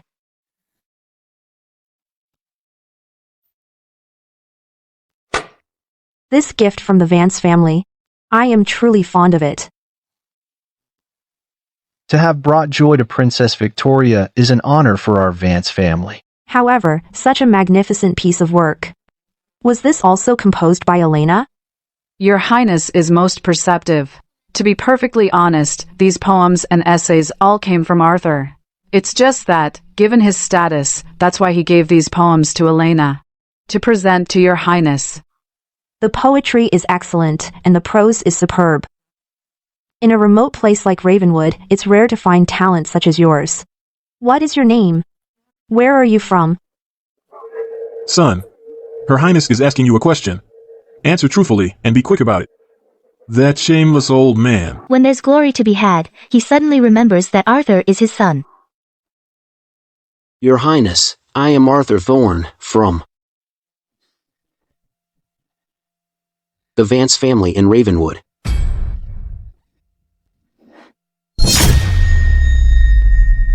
Look, it's Arthur. Isn't he the third son of the Thorne family?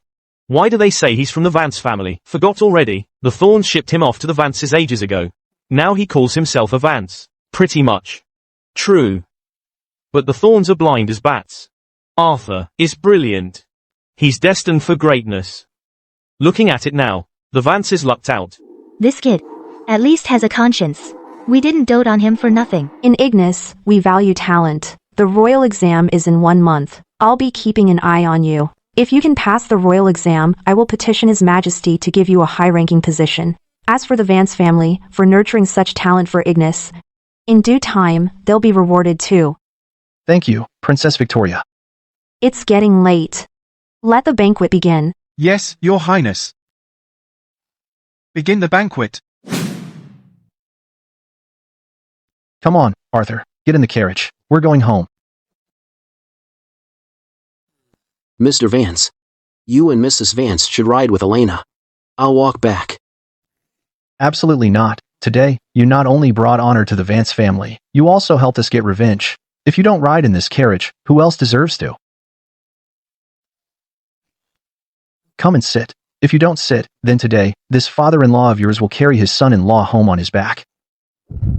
No, no, no. Mr. Vance. Mr. Vance. I'll sit. Come on, get in, let's go.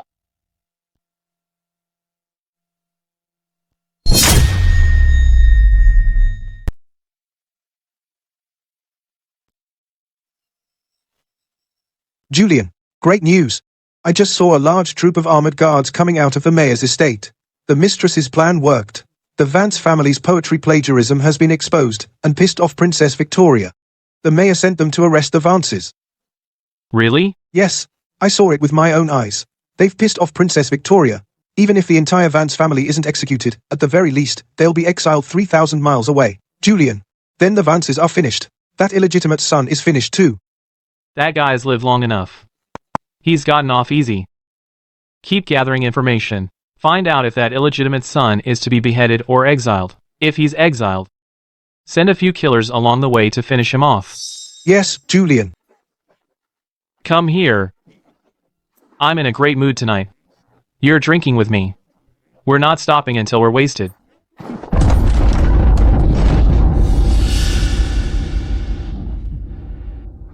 How dare you? Who the hell are you? You dare barge into the Thorne estate at night? And ruin my evening? You got a death wish? So you're Julian, huh? The Thorne estate is suspected of treason. Your mistress, Mrs. Thorne, has already been imprisoned. We are here on the mayor's orders to conduct a search. If you resist, we are authorized to kill without mercy. Search.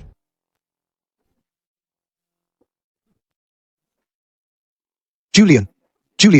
It's bad. Julian. Armored guards from the mayor's estate are headed right for us. You think I don't know that? I'm not blind. You idiot. Didn't you just say they were raiding the Vance estate? So why are they raiding us? What the hell happened? So you're saying everything at tonight's victory gala was all Arthur's doing? Yes, Dad. Arthur knew all along that there was a spy in our household, and he also knew that the poems he wrote for Princess Victoria would be stolen by the spy. So, what did he do? He went along with it. He had the spy steal those incorrect poems, then gave Elena the real ones. And that's how we ended up with that whole spectacle at the gala today. So, Dad, what do you think? Pretty amazing, huh? Quite the clever plan. Just a bit of cleverness. You're too kind, Mr. Vance. Mom, cat got your tongue? Fine. Devious indeed.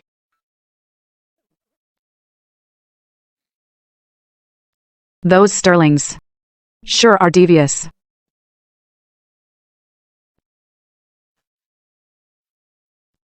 Mr. Vance. Mrs. Vance. It's late. I won't trouble you further. You've had a long day. You should get some rest. The family dinner is tomorrow. Your Uncle William and Uncle Charles will be there. You should be there too. A good chance to meet your uncles. Yes, Mr. Vance. I should take my leave as well. Get back here. Mom, I'm tired too. I'd like to go rest. You really want to rest in your room? I won't even point it out. Seems to me, that boy's gonna steal your soul away. If I don't watch you closely, and this family, mark my words, one day, this whole house will be snatched up by that boy, lock, stock, and barrel. From now on, I forbid you to be alone with that boy. Mother. Absolutely not.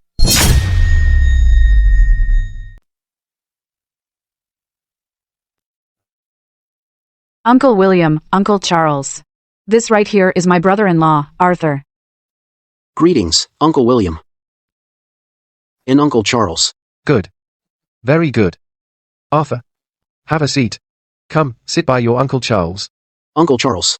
I'm fine standing, Uncle Charles. Our hero here shouldn't be standing. The Sterling family and our Vance family have been at odds for generations. Open and secret conflicts for nearly a century. When our father died suddenly years ago, the Sterlings were definitely involved. The three of us brothers have tried every trick in the book these past few years, but couldn't lay a finger on them. Who would have thought Arthur would bring them down with just a few poems? They say scholars are completely useless. Seems like I was the shallow one all along. It's just a pity in the end, we still couldn't get our hands on evidence of the Thorne Estates rebellion. I heard that Mrs. Thorne has already been released. Charles, now you're singing his praises. Back when the Thornes said they'd have Arthur marry into our Vance family, you were the first to object. Why bring that up now, William? Richard, Arthur has done such a great service for our Vance family. You must reward him handsomely. Of course. Arthur, tell us what you'd like as a reward. You still want to reward this rascal? He's already ruined both of your daughters. What else could you possibly give him? Don't tell me you'll reward him with Charles's daughter for him to ruin as well. Mr. Vance, as a member of the Vance estate, working for the estate is my duty. I don't need any reward. Arthur is family. He doesn't need a reward. But if a reward is necessary, then let Elena reward Arthur. Silly girl. What nonsense are you talking? Richard, actually, I think Elena and Arthur are quite a good match. Why don't you just betroth Elena to Arthur and be done with it? This is ridiculous. Sylvia. Look, for a man, having multiple wives and concubines is perfectly normal. Sisters sharing a husband isn't even that rare. Besides, Arthur is an exceptionally talented man, and he's earned the favor of Princess Victoria. In the future, he's sure to become the top scholar in no time. His only flaw is that he knows nothing of martial arts. Later, I'll teach him how to fight myself. By then, Arthur will be a true master of both pen and sword, destined for greatness. Still not happening. Sylvia, if you're so attached to Elena, then I'll just have my Daisy marry Arthur instead. My Daisy, ever since she learned that the poem, "If love between both sides can last for why need they stay together night and day?" was written by Arthur. She's been totally smitten with him. No.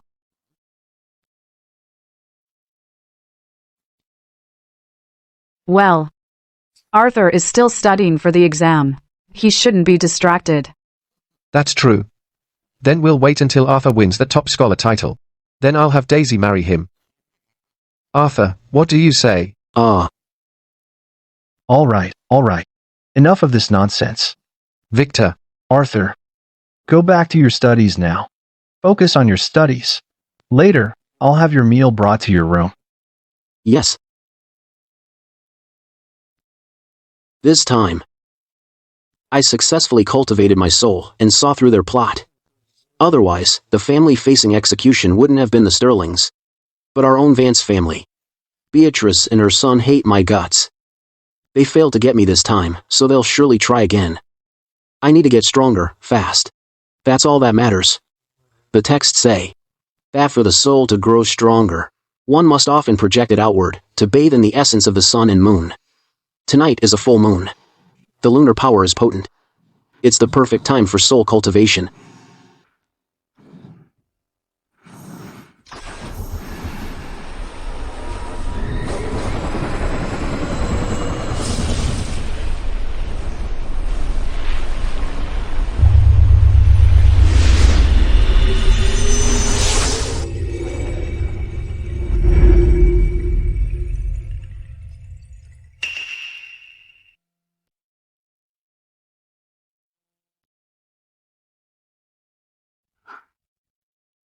Strange.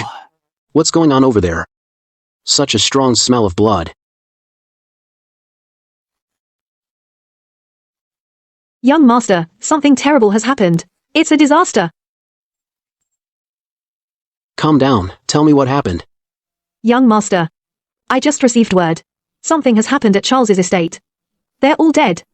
Mr. Vance has already taken people over there. All of them? Explain. Now. How many people exactly?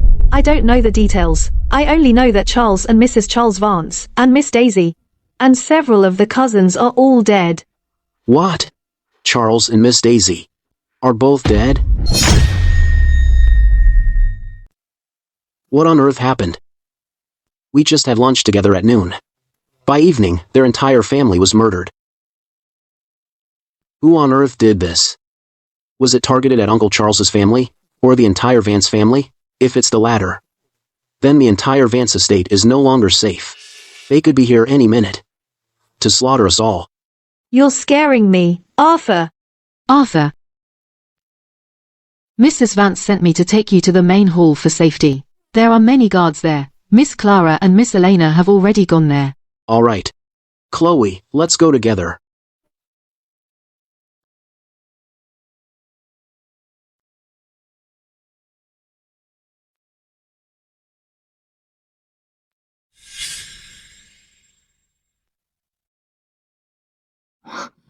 Arthur, you're here. Uncle Charles's family, along with the maids and servants, over 50 people were murdered. I heard. The target might not just be Uncle Charles's family. Perhaps it includes the entire Vance estate. In the coming days, everyone needs to be extra cautious. Where's Mr. Vance? Hasn't he returned yet? Mom. You and your sister stay here. I'll go check outside. When will your father be back? Don't worry, I have guards with me. It'll be fine.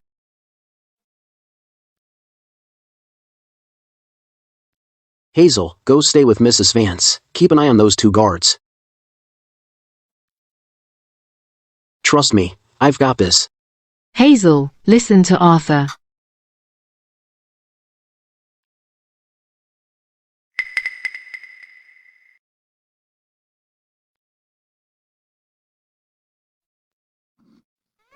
Arthur, you. Don't speak. When it starts, stay close to me. The slaughter is about to begin. Die, die.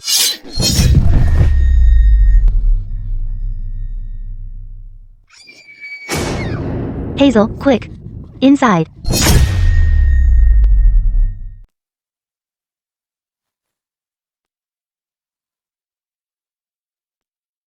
It's fine, Mrs. Vance.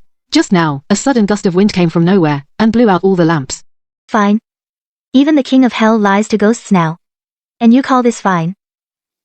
Bella, did you do all this? The ones Clara brought back from outside, these two little maids, are truly extraordinary. Hazel is cold as ice, sealing throats with a single sword strike, and even this seemingly completely harmless little Bella also hides her true strength. Mrs. Vance. It wasn't me. Wasn't you? Then could it be this punk? Mom, it really was Arthur who saved us. Right after you left, all the candles suddenly went out. These 3 nannies are killers. Now. 2 have already been taken down. Only 1 remains. Severely injured and probably won't last much longer. Are you telling the truth? This kid took out 3 assassins all by himself. Isn't he just a scholar? Mom, I'm serious. Arthur is really capable. Give me a break. He's just some weak scholar who can't even lift a chicken. If he didn't piss himself, I'd be impressed. And he's supposed to be a killer. Rat, do you even know what's happening? Are you still trying to make a fool of me? Tonight, we'll be lucky if we make it out alive. We owe it all to your sister for bringing Bella and Hazel back. Otherwise, the two of us would be down there keeping Uncle Charles company.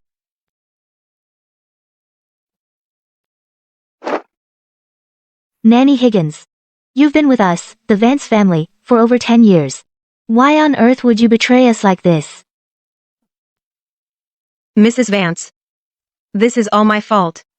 Then just kill me. Make it quick. Someone came out of the dark and tried to kill me. And it was you. How heartless. I must have been blind. I never knew you were a martial artist. But how did you find us so soon? We had just blown out the candles and oil lamps. We hadn't even made a move yet. Then you popped out and took us out one by one. And we were scattered all over the place. It just doesn't make sense. Could you tell me how you did it? Let me die with some peace of mind. Nanny, you're a piece of work. You're a traitor to the Vance family. Why should I give you that peace? Do you think I'm an idiot? You. What happened to Charles Vance? Was that you too? Tell me why. Who ordered you? If you confess honestly, I could, out of respect for all your years of service, make it quick for you. The Sterlings showed me kindness. Even if I die, I will never tell you it was Mr. Sterling who escaped and ordered us to do it.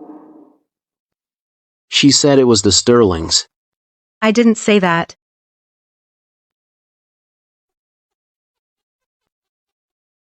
Yeah, the Sterlings. So you say it's the Sterlings? Then it's the Sterlings. I'm not getting out of this alive anyway. Say whatever you want. The Sterlings. The Sterlings were convicted of treason, locked up, and their property seized. Could there really be survivors? Speak. Dozens got out, 50, 100. 1,000? 10,000? Go ahead, Sylvia, guess. Even if you guess, you'll never guess that there were 23 of them. She said 23. You. How did you? 23. That's what she said. Mrs. Vance. I'm guessing. I don't need your guesswork. Move. Don't interfere with my interrogation. Speak. Where are the Sterling fugitives hiding? Why did you betray the Vance family? For money. Or something else? The guards who tried to kill me, were they also sent by the Sterlings? Not talking, is that it? That's a no. Still not talking, is that it?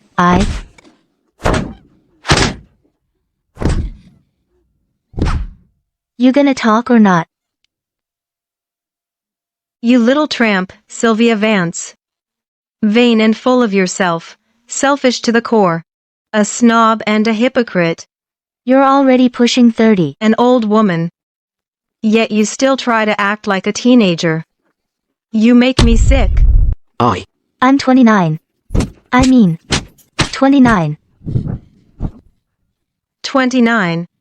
Say it. Say it. Say 29. Say it. Come on. It was the Sterlings. The Sterlings got away, all 23 of them. Every last one. They're all holed up. In some rundown tunnel in the suburbs. Uncle Charles is getting silenced tonight.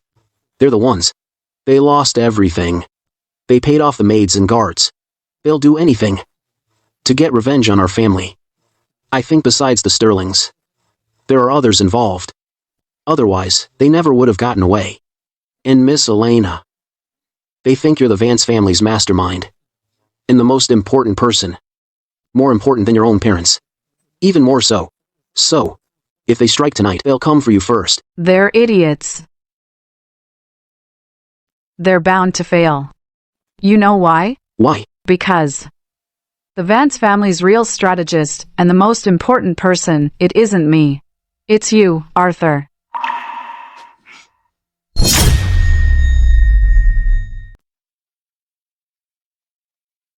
Mr. and Mrs. Vance are home.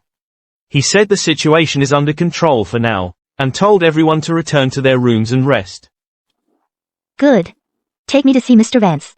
As for the others, return to your rooms and rest for now. As for Nanny Higgins, lock her up. That fat duck in a cage. I'll have your head sooner or later. Let's go. Clara. Arthur. Then I'll take my leave now. All right. Get some rest.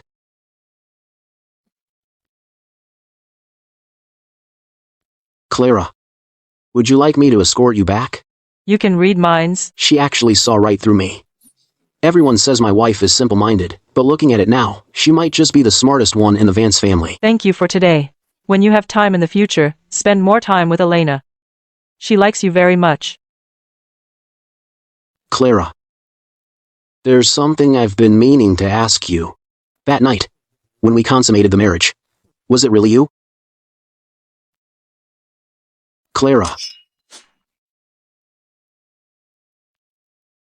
Arthur. If you take another step, the sword in my hand won't hesitate to strike.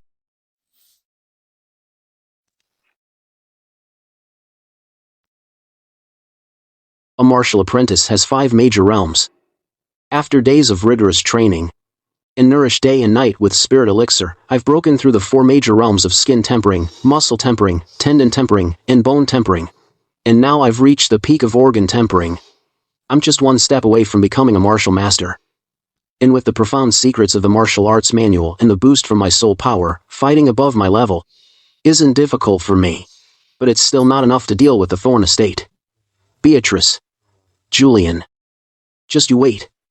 The day I become a martial master will be the day you pay in blood. Arthur.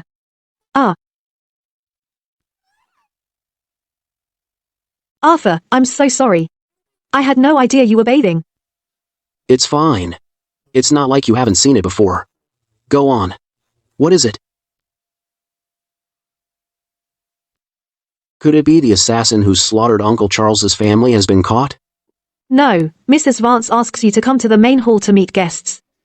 It seems Julian and Butler Bates are here.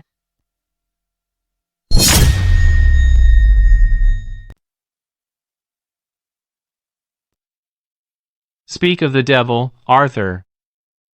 I was actually just about to go see you. Thanks for thinking of me, Simon. About what happened at the Vance family, Dad and the others already know about it. They even went so far as to host a banquet at the estate tonight to help Mr. and Mrs. Vance calm down. And about that treasonous poem incident last time. What about Mother? She was also framed by the Sterlings. This is our chance to clear her name. Mother made it a point to say that for tonight's family dinner, she wants you and your wife to come. My Arthur is buried in his studies. I doubt he'll have time for any banquets. Speaking of your studies, I almost forgot. Before I came, Mother asked me to pass on a message. The royal exams are to select talent for the nation. The procedures are strict. If you want to register, you'll need some proof documents. Mother went ahead and prepared them for you. She wants you to look them over when you attend the banquet tonight. If anything's off with these, you'll run into major problems when you register. Don't worry, Simon, I will be there tonight. Good. Then our whole family can have a proper reunion dinner. Good. If there's nothing else, Simon, you may take your leave. I won't see you out. No need. How dare you? An illegitimate son like you dare to dismiss Simon? You?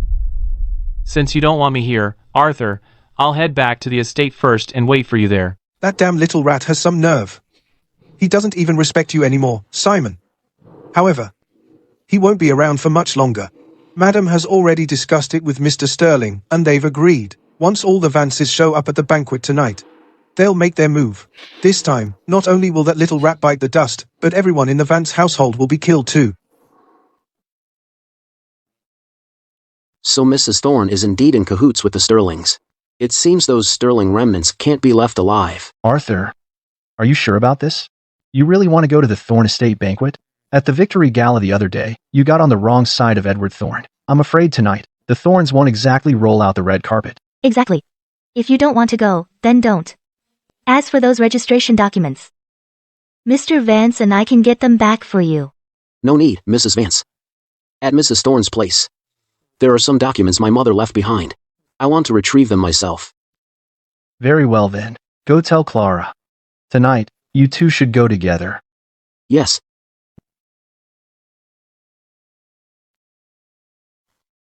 Clara's grown even more distant. I'm afraid she won't be going tonight.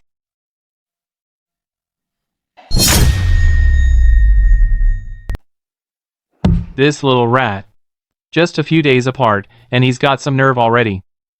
Before, if I so much as glanced at him, he'd be shaking like a leaf, his legs would give out. Now that he's got the Vance family behind him, he doesn't even give me, Julian, a second look. Easy now, Julian.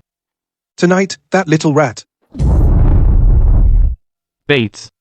What you and Mom have been up to. Don't think Dad doesn't know. He's just choosing to look the other way. This time, you'd better not slip up. Or else. I doubt even Mom could save you. Don't worry, Julian. This time, nothing will go wrong. To leave nothing to chance, Mrs. Thorne even went out of her way to call over your cousin. He's a martial master. He'll join forces with the Sterlings tonight. We'll wipe the Vance family off the map. Vincent. Looks like this time, Mom means business. But that Vincent is the most valued young man of the Blackwood family. He's also Mom's favorite nephew. You better have a solid plan. Don't make any mistakes. Yes, Julian.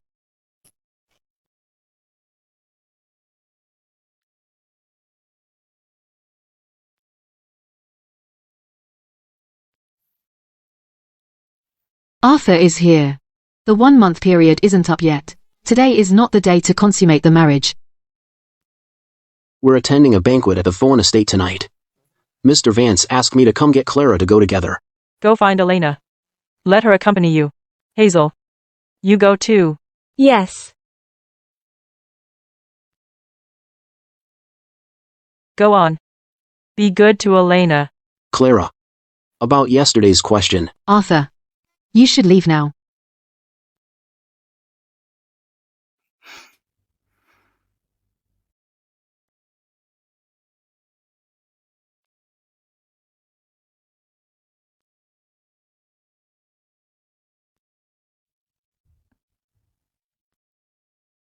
Mom and Dad.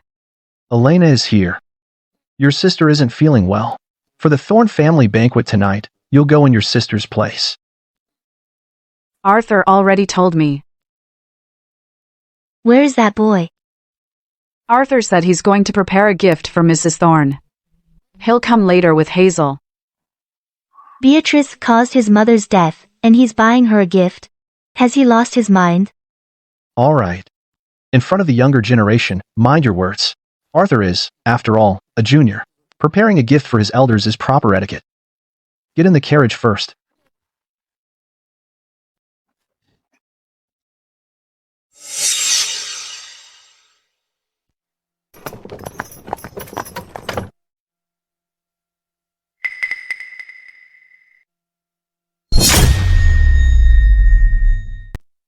Mrs. Thorne. The Vance family is already on the move. Something's off. That boy and Clara, they're both missing. Didn't show up? Perfect. Tell Vincent to wipe out the entire Vance family. Especially that little rat and Clara. Once they're dead, Julian's burden will be completely lifted. Then he can focus on his training and prepare for the royal exam. Yes, Mrs. Thorne.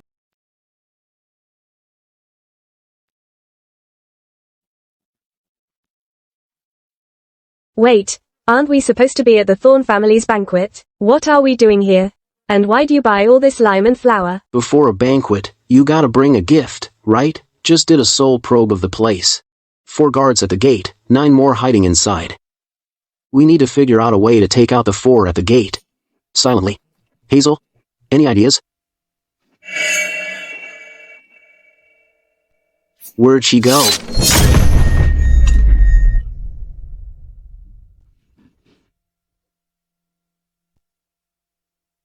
All four.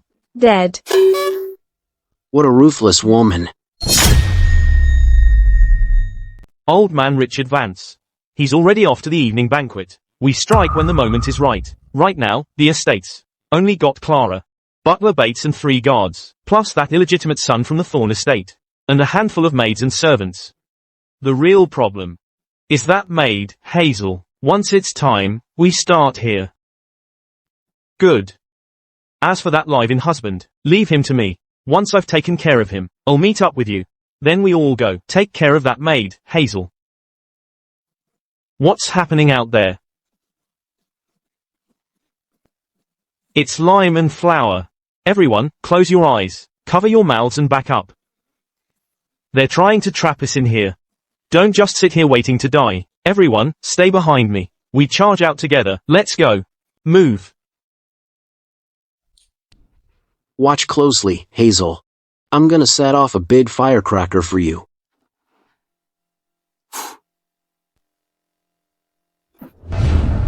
Hazel, run.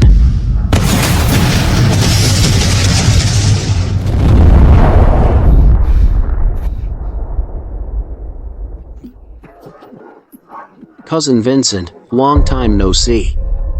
You little rat. That explosion was you. Cousin. You can't pin this on me. I was just defending myself. What choice did I have? But Beatrice and her son really pulled out all the stops. Spared no expense at all. They even sent you. That blast didn't even finish you off. You must be at least, in the Martial Master realm, right? Since you know what I am, kneel and beg for mercy. Hazel. I've got this one. You deal with the other two. You sure you can handle him? A real man never backs down. A mere scholar dares to fight back. Looking to die. You're the one who's dead.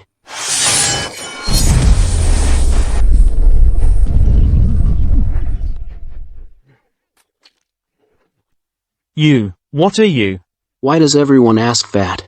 I'm just a scholar. Isn't that common knowledge? He actually fought a martial master, and won. This illegitimate son. How is he? This strong? Uncle. What now? Everyone's down. It's just the two of us left. Do we run? Are you kidding? I can't die.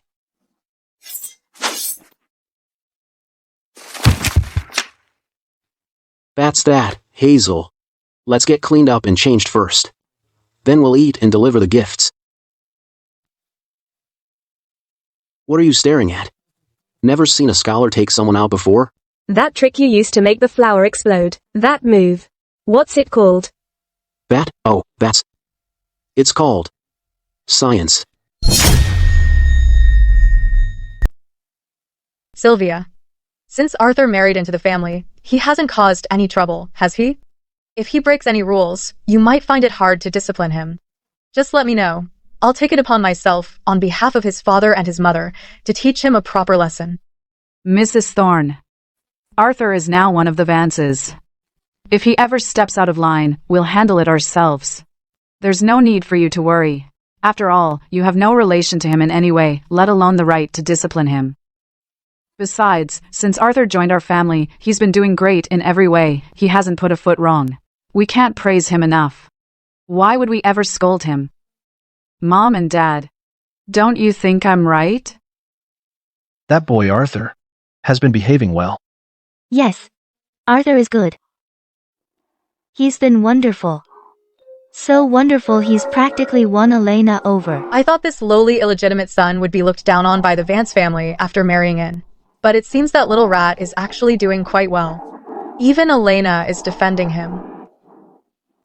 Elena, you truly live up to your reputation as Ravenwood's #1 talented lady. Not only are you a gifted poet, but you're also quite eloquent. I wonder which young master will be lucky enough to marry you someday. Sylvia, Elena must be reaching marriageable age. Do you have a suitable match in mind? If not, I happen to know someone. He and the Vance family are a perfect match in social standing. He's not only handsome, but also a martial artist. You mean Vincent, right? That's right, Richard. It's Vincent. My nephew is the legitimate heir of the Blackwood family. He has a bright future ahead. He's already reached the martial master realm at a young age. If he were to marry Elena, it would be a match made in heaven. A truly enviable couple. Mom's move is so ruthless. Sending Vincent to slaughter the Vances and then proposing a marriage for him. Making Elena marry her enemy. That's destroying someone body and soul. No need. We've already found someone for Elena. This man is no worse than your nephew. Whether it's his looks or his talent, our Elena is very satisfied. Once he passes the royal exam, we will certainly arrange for him to marry Elena. Is the person Mom mentioned? The most important point is, he's agreed to marry into our family. My Elena is in poor health. We simply cannot send her away to marry. However, if your nephew agrees to marry into our family, I might consider this proposal. I just wonder if your nephew would be willing. My nephew Vincent is the legitimate heir of the Blackwood family, the future heir to the title. His status is noble. How could he possibly marry into another family? That little rat Sylvia is clearly trying to humiliate me with that remark. But you won't be smug for much longer. Right now, Vincent must be tearing through the Vance estate. When the time comes, let's see if you can still smile.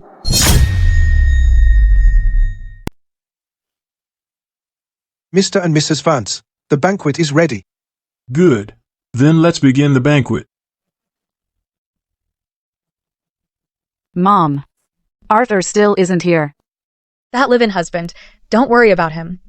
Let's eat first, before the food gets cold. No need to rush. Arthur isn't here yet. Let's wait a little longer. All right. Then we'll wait a bit more. Wait. Even if you wait till dawn, he won't show up. That little rat, by now, he's probably been killed by Vincent's sword. In my opinion, we shouldn't wait. He's definitely not coming. Why are you so sure, Mrs. Thorne? Of course, I'm sure about a dead man. He hasn't arrived by now, so he's definitely not coming. This banquet was hosted by Mrs. Thorne. How could I dare not come? Arthur. Arthur. You're here. What? That illegitimate son. He's not. Why are you so worked up, Simon? Don't tell me you're thinking Arthur shouldn't be here. How dare you? You're just an illegitimate son, yet you see your brother Simon and you don't even bow? Why not? And what's worse? You knew there was a family dinner today, yet you show up late for no reason. Making everyone wait for a little rat of a live-in husband like you? Who do you think you are? Now get on your knees and apologize. Mrs. Thorne, I just told you. We came here today as invited guests. We are your guests. Is this how you treat your guests? That's utterly disrespectful to the Vance family, don't you think? Exactly. Arthur is part of the Vance family now. If he makes a mistake, it's up to us to discipline him. It's not your place, Mrs. Thorne. You. Mrs. Vance, Elena. I never expected that you'd value a motherless illegitimate son like me so highly. It seems your household must be quite pleased with this live-in husband from the Thorne estate. Of course we are. And it's not just our family that's pleased. Even Princess Victoria is very pleased as well. At the victory gala that day, Her Highness said herself, once Arthur passes the royal exam, she'll report to His Majesty and secure him an important post. Actually, our Vance family should thank Mr. Thorne for letting us have Arthur. When that time comes, Mr. and Mrs. Thorne better not go back on your word. You must be joking, Elena. Princess Victoria, how could she possibly take a liking to a live-in husband? Those were Princess Victoria's own words, spoken personally at the victory gala. Mr. Thorne heard it too. How come you didn't hear it, Mrs. Thorne? Oh, that's right. That day, you were taken away, weren't you, Mrs. Thorne? How dare you? How dare you disrespect my mother? Please calm down, Julian. I was merely stating the facts. Oh, and one more thing. Today, I want to take this opportunity to tell everyone here that Arthur is exceptionally talented. He's already my sweetheart. My mother has already agreed that once Arthur passes the royal exam, she'll let me marry Arthur. What did you say? You're gonna marry him too? How could you do this to your own sister? About this, my sister's already given her blessing. What's it to you if both my sister and I serve Arthur? What's that got to do with you, Julian? Why so worked up? Elena has quite the tongue. My Julian here was just worried about his brother and asked a simple question. Elena, there's no need for that attitude, is there? Mrs. Thorne, compared to how you acted when you broke off the engagement, Elena's being pretty polite. You. Well. Elena. Looks so gentle and delicate. Who knew she could be so fierce? All right. Let's eat. Edward, before we start eating, how about giving me the documents for Arthur's Imperial exam registration? They should be handed over first. After all, the exam registration is starting soon. Of course. No problem. Colin, take the documents over to Mr. Vance.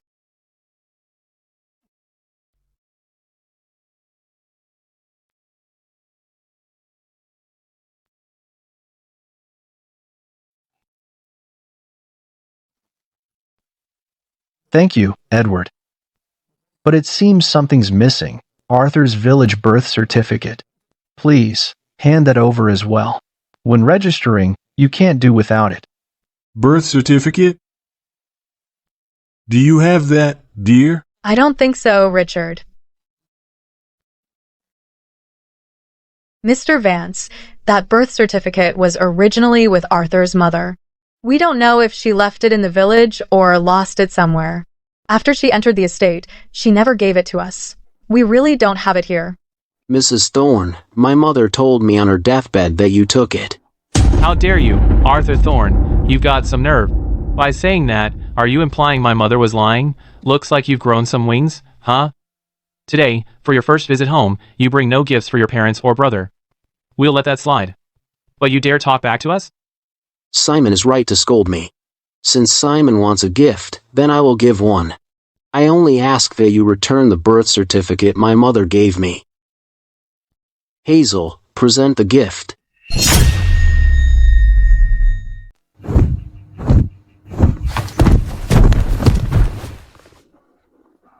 What the hell is this supposed to be? It's a body, sir. Colin, check it. Who is it? If that maid of yours killed someone from my Thorne estate, there will be hell to pay today. It's the master.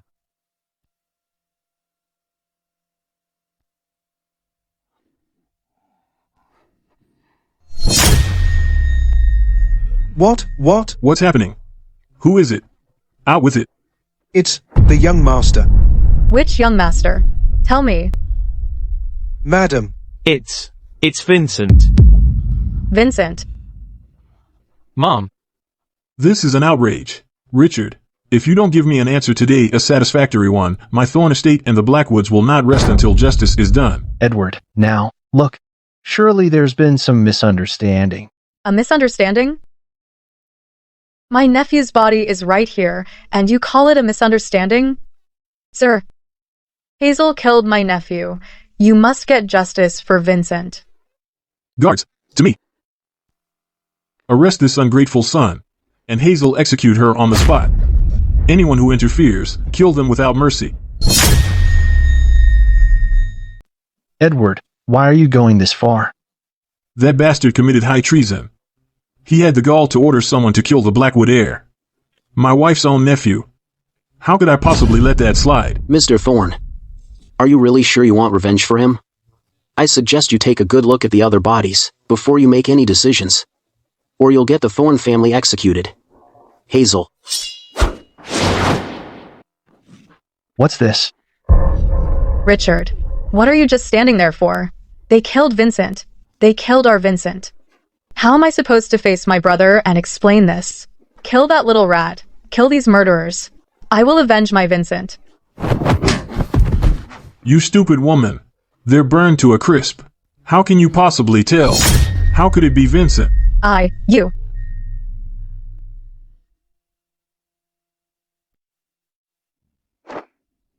Fung Sterling, the second son of the Sterling family.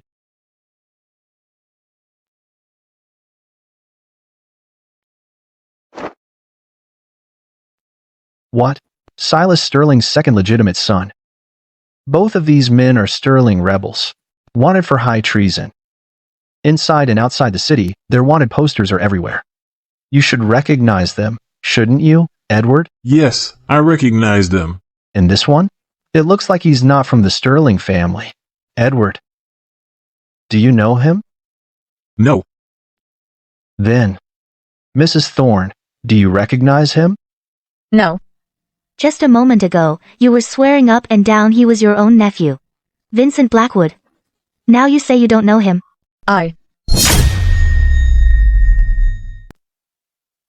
My mistake. My butler and my wife and I were all mistaken just now. There is indeed no Vincent. Yes. I must have seen wrong. It seems it was all a misunderstanding. Mrs. Thorne, these are all Sterling fugitives. Bounty for the kill. Earlier, Simon blamed Arthur for attending the banquet without bringing a gift. So I'll make these corpses my gift to you, madam. What do you and Simon think of that? Fine. Take these. Gifts away. Mr. Thorne, now that the gift has been delivered, and since Mrs. Thorne and Julian seem quite satisfied, I'd like you to go find Arthur's birth certificate. Maybe you'll find it soon. Don't you agree, Mr. Thorne? Yes. Take some men and search for it. Turn the whole estate upside down. Yes, sir.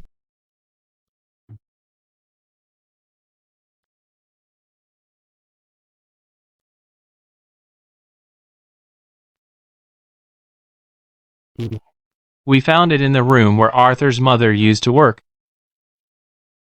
Richard, you have everything now. From now on, he is a member of the Vance family. He has no ties whatsoever to the Thorne family. Well then, thank you, Edward. What Mr. Thorne says is true.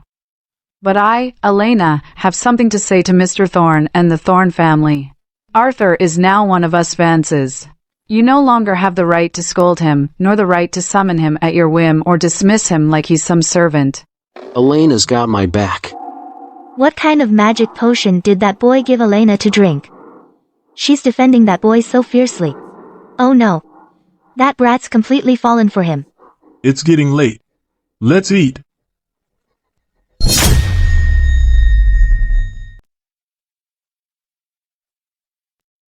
Mr. Vance, I won't be seeing you out. Good. Who needs you to? We'll talk at home.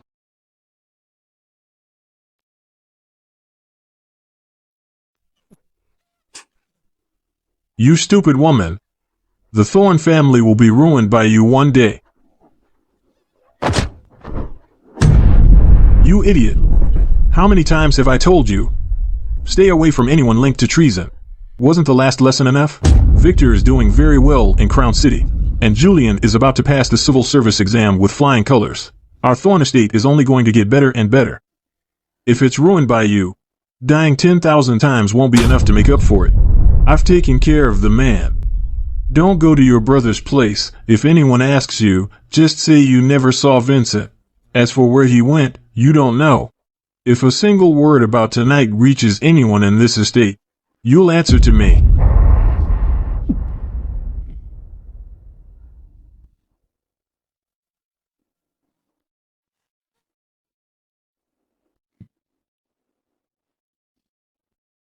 Mom.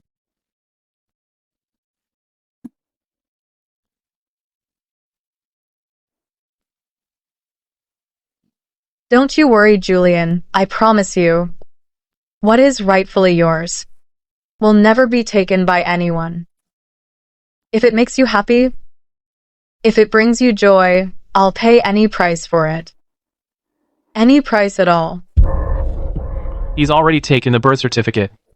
And he has that maid protecting him. What else can you do? We'll just have to watch him top the exams and walk away with both sisters.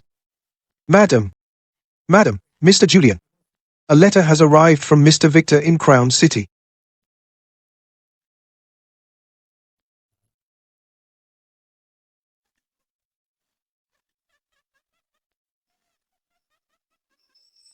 Heaven has finally smiled upon me.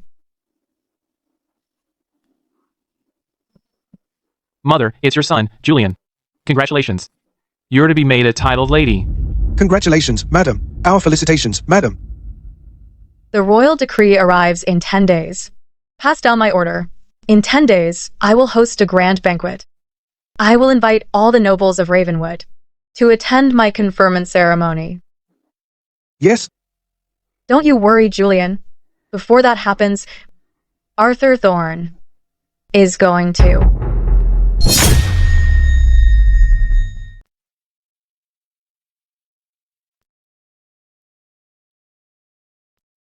Mr. and Mrs. Vance. I took matters into my own hands, using those corpses to retrieve my mother's keepsake. Please forgive me, Mr. and Mrs. Vance. This has nothing to do with Arthur. It was all my idea. If you must punish someone, punish me. You deserve to be punished. In front of all those people, saying two sisters should share a husband? Is that something a proper young lady should say? Mom, I was just trying to help Arthur get some payback. Even so, you shouldn't sacrifice your own reputation by saying that kind of nonsense. How will you ever get married now? Don't tell me you actually want to let this kid get lucky. All right. Elena was just playing a part. No need to take it so seriously. Arthur, have a seat. Those corpses. If we had tried to take them by force, the Thorns would have fought tooth and nail. Besides, just Vincent's corpse alone doesn't prove the Thorne estate was involved in the Sterling's treason. It's better to do them a favor and get your birth certificate. Your future is far more important to our family than those traitors. Dad, you still shouldn't have stomped on those corpses on purpose. They're filthy. I was just so damn happy. We've been suppressed by the Thorne estate for so many years. Today, we finally got some serious payback. I just couldn't help it. You didn't see the looks on their faces, especially Edward Thorne and his wife. They were fuming but couldn't say a word. Must have been grinding their teeth to dust. That felt so good. So damn good. So damn good I almost dropped my pants right there to piss all over those little bastards. So good. My father-in-law isn't exactly a proper gentleman either. Right. Speaking of Hazel, where on earth did she find all these Sterling rebels? Not only did she get revenge for Arthur, but she also gave the Thorne estate a good, hard slap in the face. We really owe her for this. We've got to reward her properly. Make it a generous one. Is it possible that Arthur was the one who found these rebels?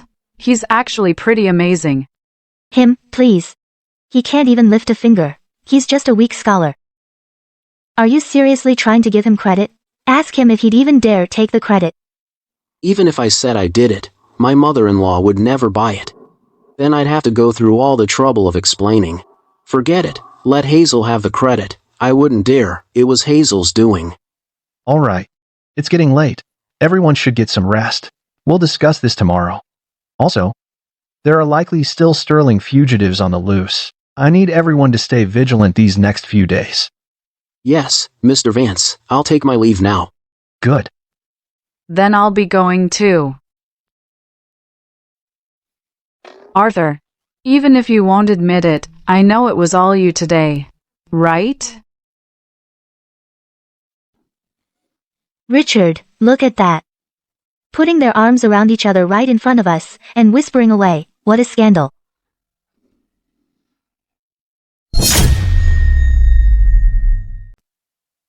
Manny Higgins told me that the Sterling rebels who escaped this time are 23 in total. Today, Hazel and I only took out a dozen or so. A good chunk of them are still out there, including some Martial Master Realm fighters. After this failure, the Sterling's revenge is gonna get even crazier. I've gotta get stronger, fast. My physical body just advanced. In such a short time, I doubt I can break through to the Martial Master Realm again. But my spirit cultivation, though. Maybe I can make a breakthrough there. But the spirit's so intangible. Besides, wandering outside my body more often. I don't know how to advance my realm quickly. Guess I'll just have to wing it.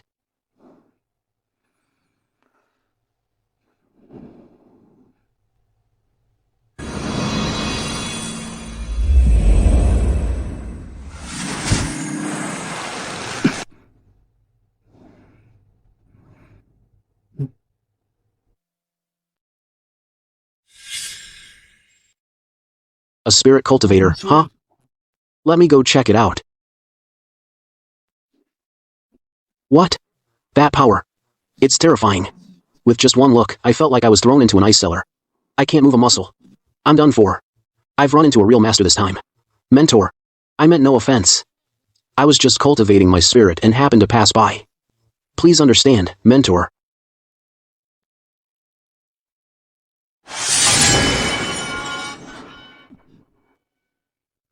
Thank you, mentor. I'll get out of your way right now. You cultivate the spirit. Is it for immortality? So it's a woman.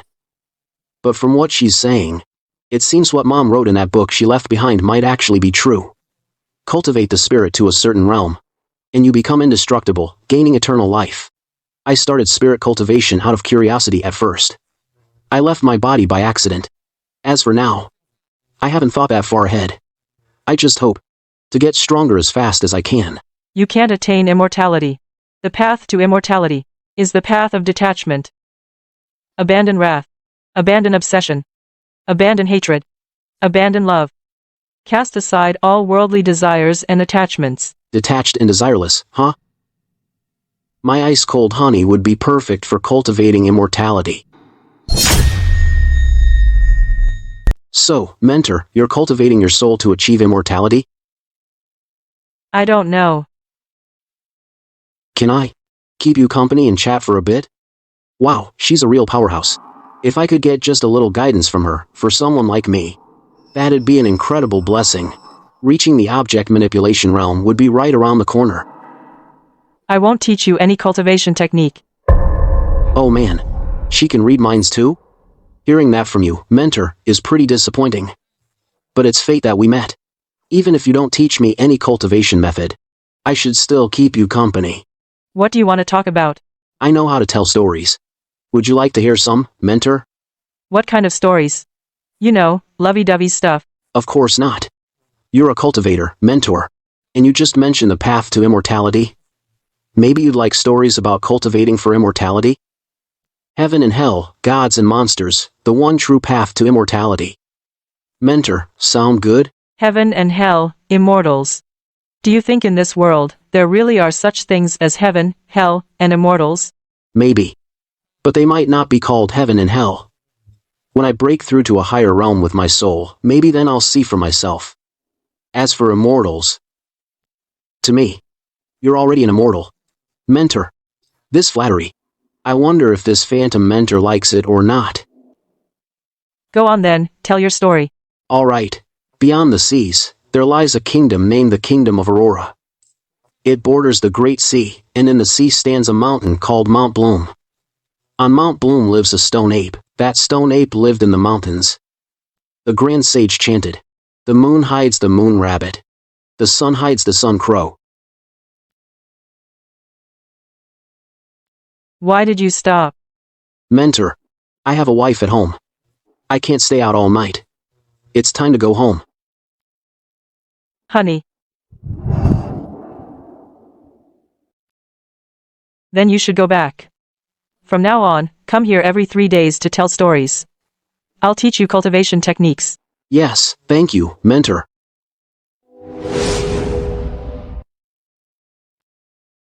The moon hides the moon rabbit. The sun hides the sun crow. The tortoise and snake naturally intertwine. Intertwined. Life force unshakable. Can still grow. A golden lotus in the fire. This mantra seems to hold a mystery.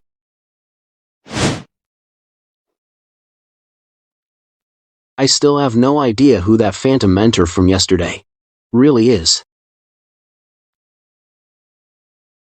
Arthur. Penelope Thorne is here to see you. Mrs. Thorne. Your face. Arthur, I'm fine. It's you. You need to go check on your mother's grave. Last night, I heard Mrs. Thorne swearing that she's sending people to dig up your mother's ancestral grave. She's also hiring a witch doctor to use your mother's remains to perform some vicious dark magic to get revenge for her nephew, Vincent. What? How dare she?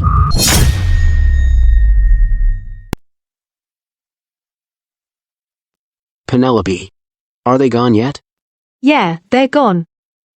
But Arthur, you're not really going, are you? I'm telling you, Mrs. Thorne must have already been by the graveside with assassins lying in wait. She's just waiting for you to walk right into the trap. What if I go find Mr. Vance, have him send some guards with you? No need. With all this trouble from the Sterling fugitives, Mr. Vance has been completely overwhelmed lately. How could I bother him with this on top of that? This. I'll handle it myself. But Arthur... Don't worry. Until I'm certain, I won't just throw my life away. Besides, my mother's death anniversary is approaching. Before that day, they probably wouldn't dare to desecrate my mother's grave.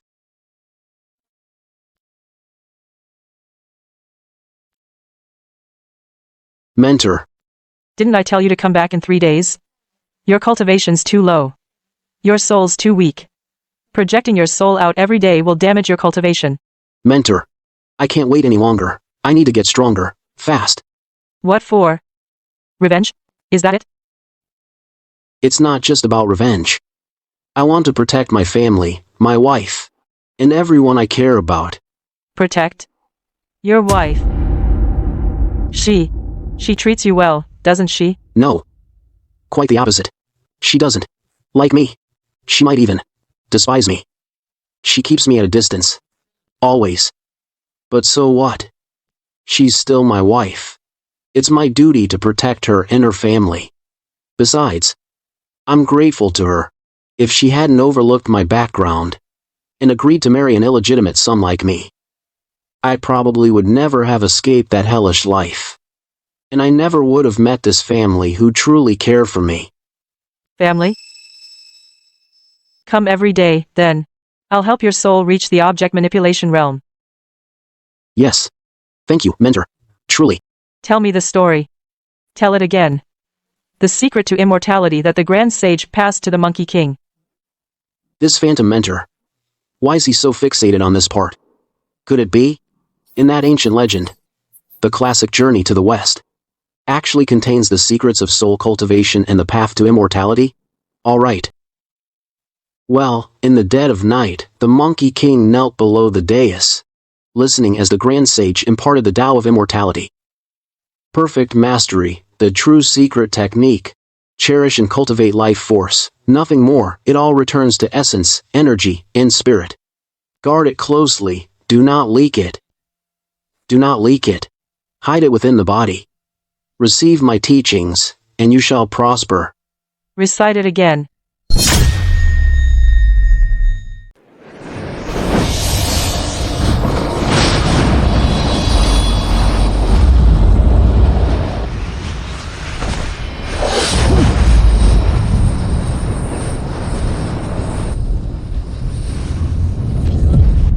The true secret of perfect mastery. To cultivate life force, there's no other path. It all comes down to essence, energy, and spirit. Guard it closely, do not leak it. Do not leak it, hide it within the body. Receive my teachings, and prosper.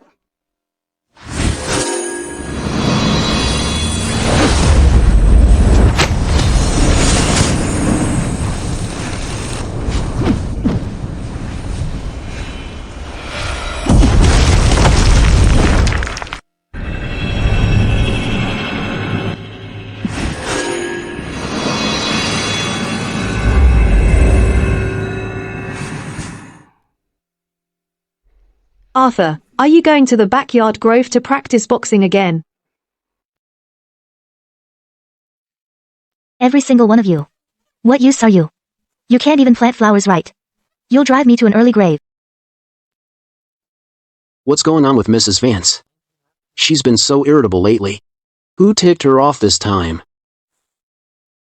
I heard it's about the Thorne estate. Their eldest son protected His Majesty and earned a reward. To show his appreciation, His Majesty decreed to confer a title upon his mother, Mrs. Thorne, making her a titled lady. The conferment ceremony is tomorrow. By tradition, all Ravenwood nobles must go to offer their congratulations. No wonder. Mrs. Vance and Mrs. Thorne have been at each other's throats for over a decade. Now that Mrs. Thorne's been made a titled lady, her status completely overshadows Mrs. Vance's. No wonder Mrs. Vance is so upset. I was wondering why Mrs. Thorne was so brazen the other day. After failing so many times, she still shows no remorse.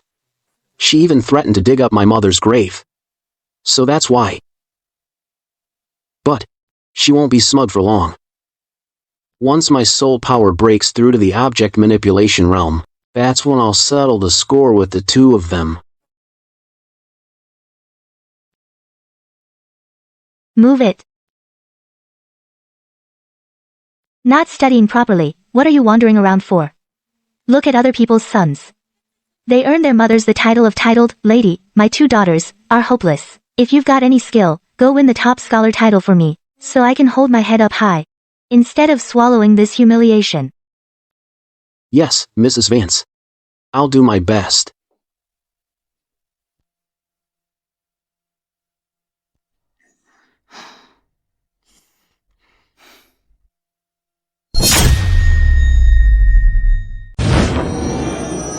Am I breaking through?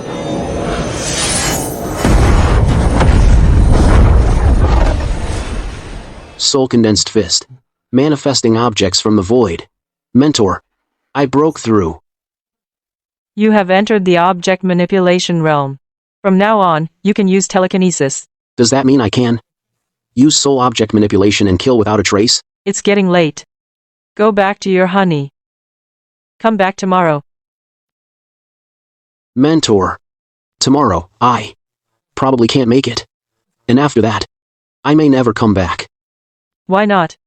You're leaving? Tomorrow is my mom's death anniversary. I need to go pay my respects. And I have some unfinished business. I plan to settle it all tomorrow night. If I'm lucky enough to survive, I'll definitely come back here and tell you more stories. If I don't, it means I have already died at the hands of the enemy.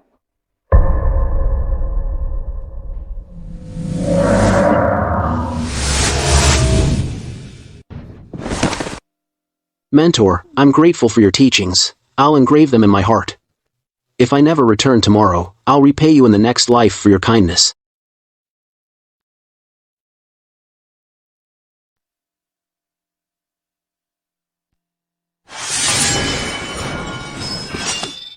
I'll come tomorrow to return the sword.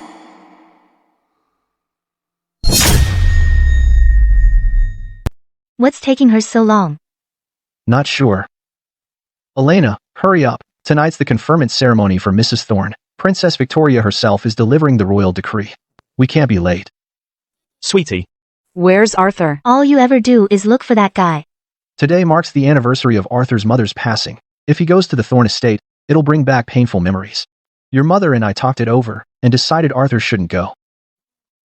Come on, let's go.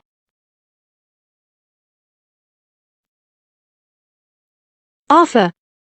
Mrs. Vance and the others have already headed to the banquet at the Thorne estate. You stay here at the manor. Keep watch. Arthur. Why don't you let Chloe go with you? No need. I'll go alone. That's all I need.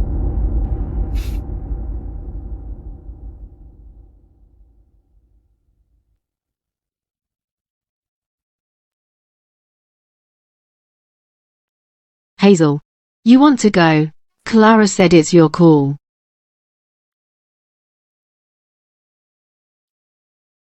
Hazel. You're not going.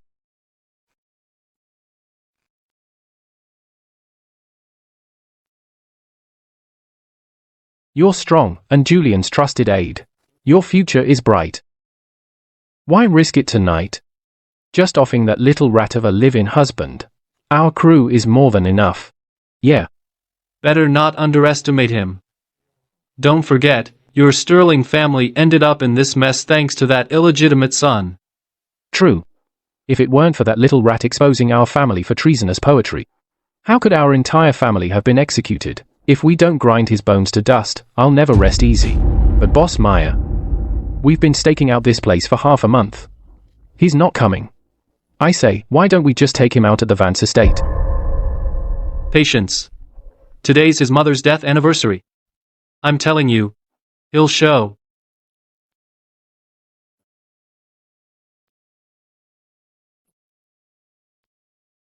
Boss Maya, are we still waiting? The banquet started. The Vance estate is wide open right now. If we wait till the banquet's over, and then raid the Vance estate, it won't be so easy. Fine. We're done waiting. Let's hit the Vance estate now. But before that, let's dig up his mother's grave. Snatch her remains. If he doesn't show, we'll deliver his mother's remains right to him. Should have done that from the start.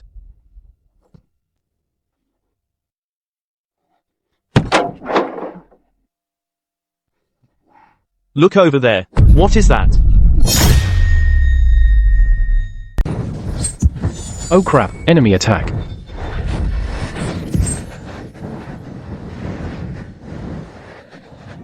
Trying to run? You think you can get away?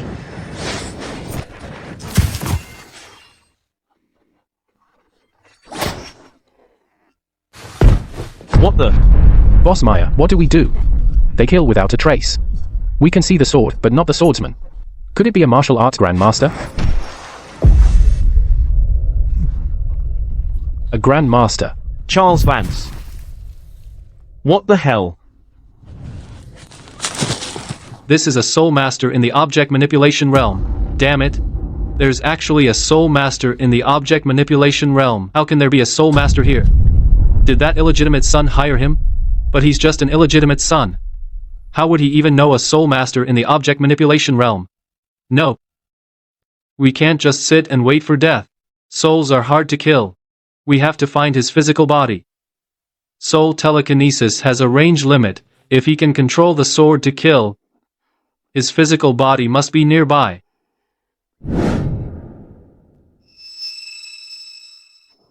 Found him. Die. We got him. It's you?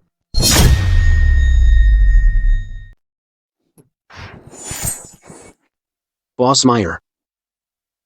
That's it.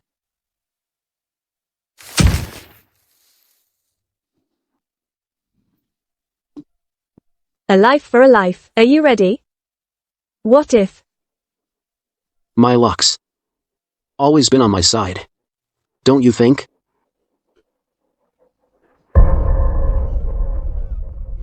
Spare me. You want to live? All right then. Answer my questions. Every single one. Hazel. Take notes. What's your name? Are you from the Sterling family? Albert Sterling. That's right. Back then, the Sterling family was executed for treason. Who helped you traitors get away? And Uncle Charles, Vance's family wiped out. Was it you? Who else was involved?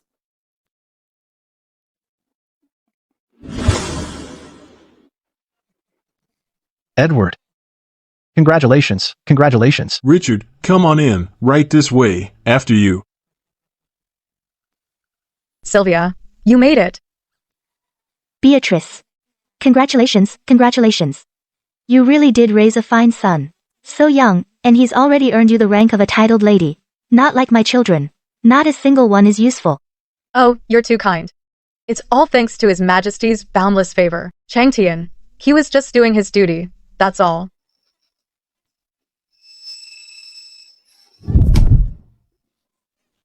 Sylvia. The royal decree hasn't even been announced yet. Why are you already bowing? Get up, get up. Sylvia. Starting today, I am a titled lady. What do you have left to challenge me with? Just you wait. Sooner or later, I'll make your whole family pay for what happened to my Vincent.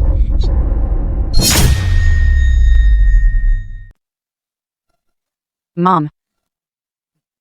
What's going on? Richard. Sylvia must have been so happy for me that she got a bit too excited and tripped and fell. Mrs. Thorne, you pushed my mother on purpose, didn't you? How dare you? My mother is a titled lady, a rank conferred by His Majesty. She is a woman of virtue. She would never do something so dishonorable. How dare you slander my mother? Are you actually questioning His Majesty's judgment? That's treason. You. Elena, hold your tongue. Mrs. Thorne, I'm sorry, my daughter is being foolish. She's just talking nonsense. Please don't take a child's words to heart. Elena, apologize to Mrs. Thorne right now. I'm sorry, Mrs. Thorne. Elena, I'm not being difficult. But an apology requires the proper attitude. Kneel and apologize. Otherwise, we'll report you to Princess Victoria. Tell her you questioned His Majesty's judgment and insulted the virtue of a titled lady. Just know that the consequences are more than the Vance family can bear. You. Arthur, if you were here, you'd protect Mom and me, right?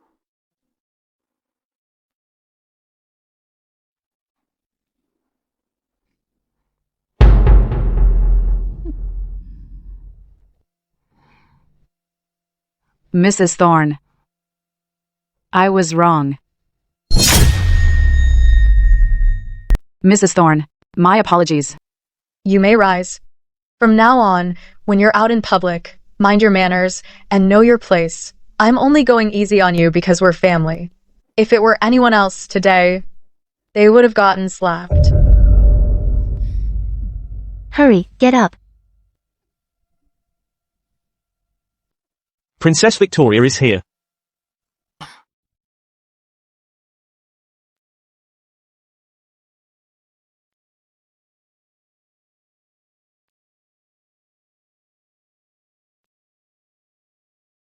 All hail Her Royal Highness. Rise. Thank you, Your Highness. Is everyone present? Your Highness, all the guests have arrived. Mrs. Beatrice Thorne of the Thorne estate, receive the decree. Your humble servant, Beatrice, receives His Majesty's decree. By the mandate of heaven, the Emperor proclaims, the fact that Victor Thorne, eldest son of the Thorne estate, has shown such radiant loyalty and bravery, risking his life to protect the Emperor and quelling the rebellion, is a direct result of his family's teachings. His mother, Beatrice, from a noble and virtuous family, is gentle and prudent at heart and raised him to be a man of accomplishment.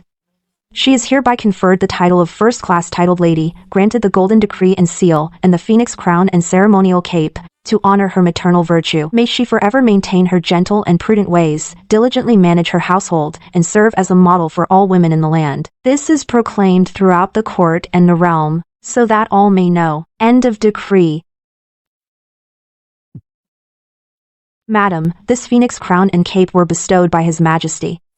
Tonight is your crowning moment. You must wear them all, to show the royal favor. I thank Your Majesty for the grace. I am truly overwhelmed with gratitude. I'm not envious. Not envious at all.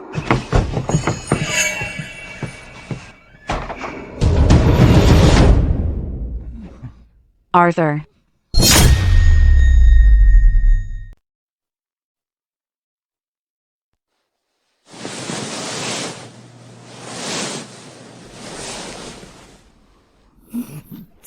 Arthur. You ungrateful son, today is the conferment ceremony. What are you doing?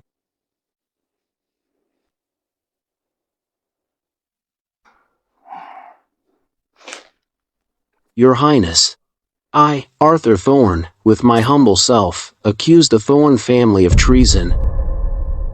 What? I raised you for years, and you show no gratitude. Instead, you seek to harm the Thorne family. You are unworthy to be called a son. Edward Thorne, what right do you have to say that?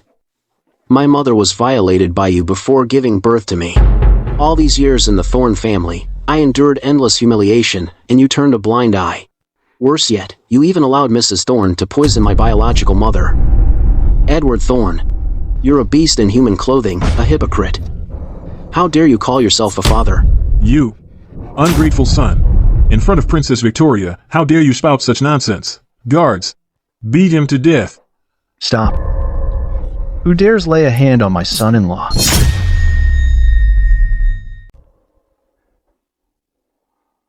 With Princess Victoria right here, at the Vance estate, are you trying to start a rebellion? You tried to kill my brother-in-law, Arthur. My dad merely drove your guards away. How is it that when you say it, it becomes an act of rebellion? Are you saying, Mr. Thorne, that your family are royal relatives and nobles, and you yourself are His Majesty? Anyone who defies the Thorne family, or defies you, Mr. Thorne, is guilty of treason? Princess Victoria, I would never dare imply such a thing. It's all this silly girl's twisted interpretation and nonsense. Your Highness, please see the truth. Yes, Princess Victoria. It's definitely the Vance family, who envy my mom for receiving the Emperor's favor and set us up on purpose. They deserve to die 1,000 deaths. We beg you, Princess Victoria, to grant our family justice.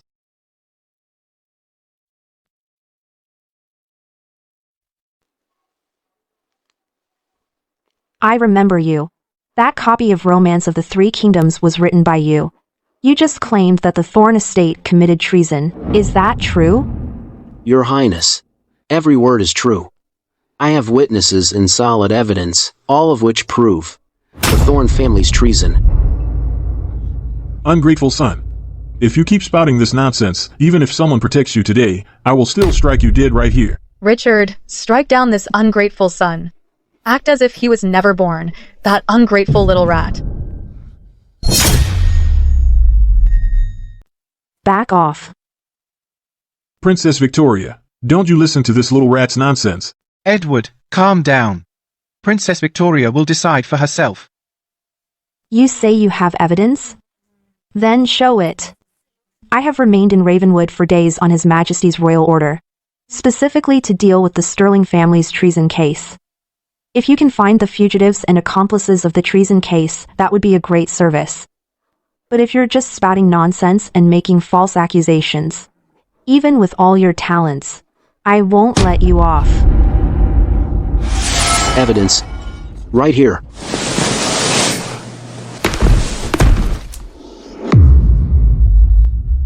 This is the third master of the Sterling family, Song Yan, a wanted fugitive for treason. Everyone here should recognize his portrait. It's been posted all over Ravenwood. And the others are also fugitives from the Sterling family. Mayor Harrison, you've been capturing fugitives these past few days. You should know this better than anyone. Indeed. They all defied the crown and are wanted fugitives. But this man doesn't seem to be. Exactly. Because he is one of the estate guards of the Thorn estate, Julian's personal bodyguard, Boss Meyer. He was mingling with those fugitives, and tonight, they plan to assassinate the Quinn family. You're lying. This is slander. This guy, we at the Thorn estate have never even met him. He's trying to frame us. Are you calling me a liar? Just ask your second son, Julian. Julian, your personal bodyguard. You know him, don't you? The two of you were seen coming and going together. Even if you claim not to know him, every servant in the Thorn household would know him. And the people of Ravenwood would too. And Princess Victoria, I have here witness testimony that proves this Boss Meyer was hired by the Thorn estate on orders from Mrs. Thorn to have them mix with the Sterling fugitives and assassinate the Quinn family. Moreover, those Sterling fugitives kept escaping capture by the guards only because the Blackwoods and the Thorns helped them.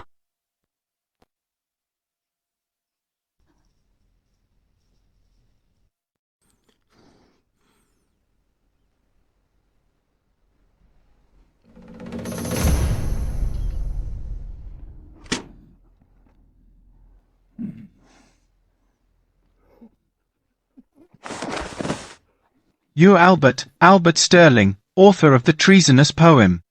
Mayor Harrison, have mercy. Please, Princess Victoria, spare us.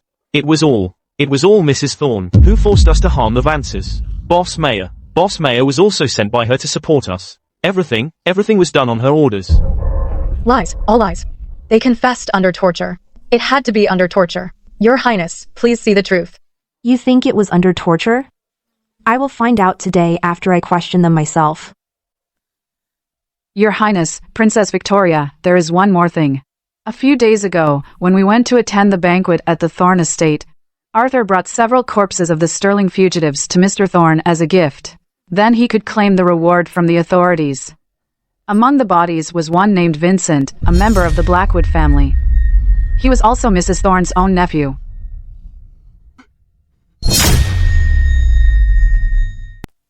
Vincent. That's my Vincent. It really was them. My Vincent. They killed him. Wang Yun. Wang Yun, you little rat. You even lied to me. You lied and said you didn't know where my Vincent had gone. Shut up. You stupid woman.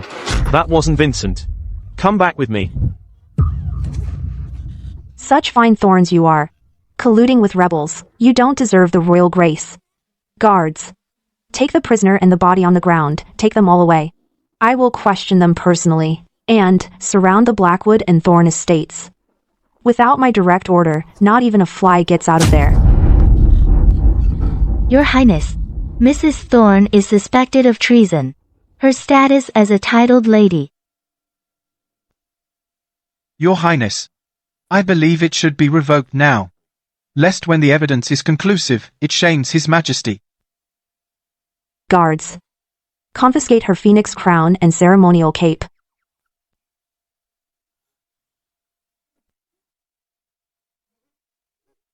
Arthur. Arthur. Arthur.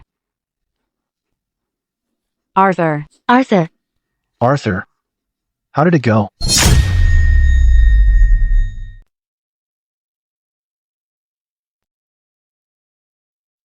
Arthur. You're finally awake. I thought I'd never see you again.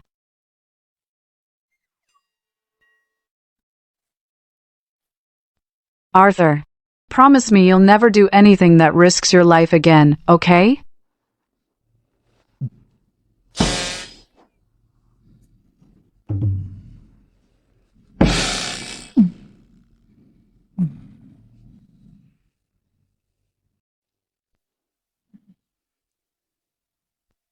Chloe, come here. Mr. and Mrs. Vance. After the wedding, how often has Clara been coming? It's been nearly a month since she last visited. But Elena often comes to see Arthur. That marriage arrangement back then, if it had been for Elena, instead of Clara, that would have been better. Mr. Vance.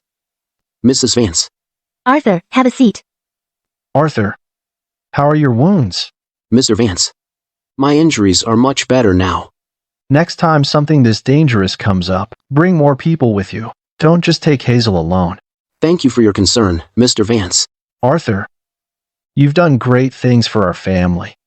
Your mother-in-law and I have discussed it. We'll move your mother's grave from the unmarked graves to our family crypt. It will be guarded day and night there, so we won't have any more grave robbing incidents. There's one more thing. It's about your marriage. Sylvia, you tell him. Arthur. It's been a while since the wedding. What are your feelings for Clara? Do you like her? Clara is stunning. Everyone adores her. Of course I like her. Cut the crap. You know that's not what I mean. Mrs. Vance, I don't know. Then let me ask a different question. Do you like Clara? Or do you like Elena? Mrs. Vance. This question. Can we discuss this after my exams? You're too scared to say who you like. Afraid I'll yell at you, or that your father-in-law will beat you. Arthur. You're a grown man. If you like someone, say it. What's there to hesitate about? Or maybe you don't even know who you like. Or perhaps you like them both. Arthur, just say it. I promise I won't hit you. Mr. Vance. Arthur, answer me. Mrs. Vance. It's not that I don't want to answer, Mrs. Vance. It's these two women. One is my wife. And the other is my sister-in-law. I can't bring myself to just come out and say who I like or who I don't. Well, of course. Given my current status, I'm really in no position to say. So, please allow me after the royal exams to answer that question. You've already answered it. Haven't you? Elena will be thrilled to hear this. But as her mother, I just can't feel happy about it.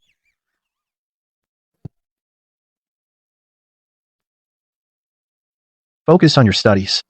After the exams, I'll arrange a divorce between you and Clara, so you can marry Elena instead. Mr. Vance. I have no intention of divorcing Clara. What? You want both of them? I wouldn't dream of it. I should hope not. But come to think of it, given Clara's temperament, she's just not cut out to be a wife. Rather than ruin the lives of all three of you, it's best to let you and Elena be together. It's just, poor Clara. That silly girl, Clara, perhaps a life of solitude, is the best fate for her.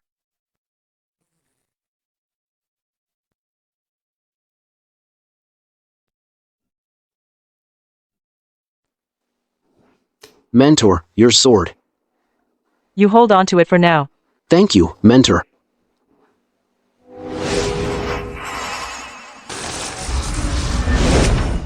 Tell me a story. Mentor. Let's stop here for today. My mind's all over the place, so I'd like to head back early. Something's bothering you? Ah, forget it. Might as well tell you. We're strangers anyway. I don't mind if you laugh. It's about my mother-in-law, Mrs. Vance. Today, she suddenly asked me whether I like my wife or my sister-in-law more. What she meant. She expects me, after the exams, to divorce my wife and marry my sister-in-law. Which one do you like? I'm just a lowly ant, barely clinging to life in this chaotic world. What right do I have to even talk about love? All I know is this: whoever is good to me, I'll be good right back. Who's good to you? Besides my in-laws and the maidservant by my side, only two people have ever shown me kindness. One is my sister-in-law. The other one is you, my mentor. As for my wife, she's never once started a conversation with me. We barely even see each other. Between her and me, there's truly no connection between us. But still, it was because of her I managed to escape that hellish life I was living. If I win the top scholar title and abandon her to marry my sister-in-law, I feel like I'd owe her way too much. If you were my wife, I probably wouldn't be so torn. Why? It's simple. Even though our bodies are strangers, our souls connect. Isn't that a kind of connection? Not like me and my wife. We've been married for over a month, yet we've barely seen each other, let alone talked. Even on our wedding night, she had someone else stand in for her. Perhaps I shouldn't be so torn. I just feel like I've wronged my wife. But my wife probably can't wait to divorce me. Forget it. Those who've left me behind, let yesterday be gone. Those who trouble my heart, bring nothing but worries today. The most urgent matter now is for me to focus on preparing for the exams. Mentor, I must take my leave for today. I won't be back until after the royal exams. When I win the top scholar title, I'll come see you again. By then, I'll definitely bring you Journey to the West.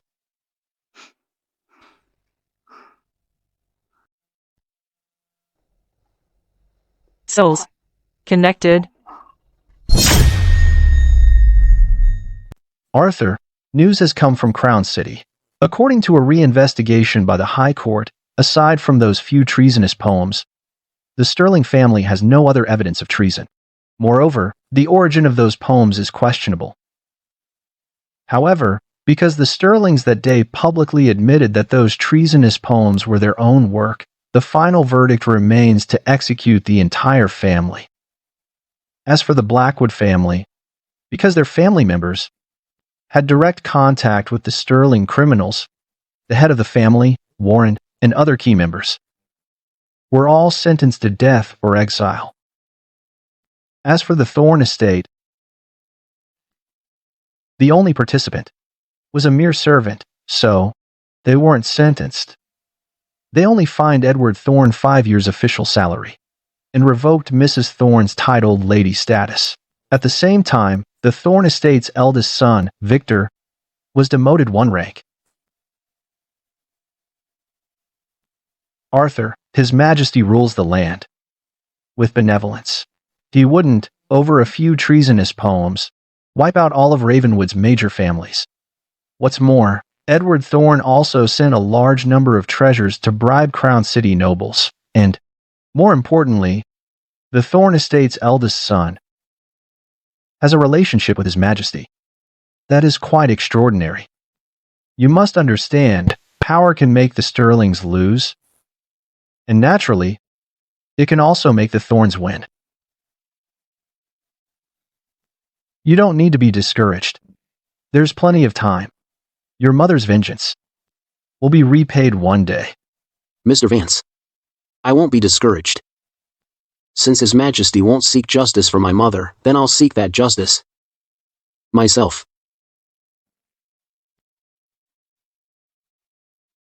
The royal exams are approaching. I must take my leave now. Very well.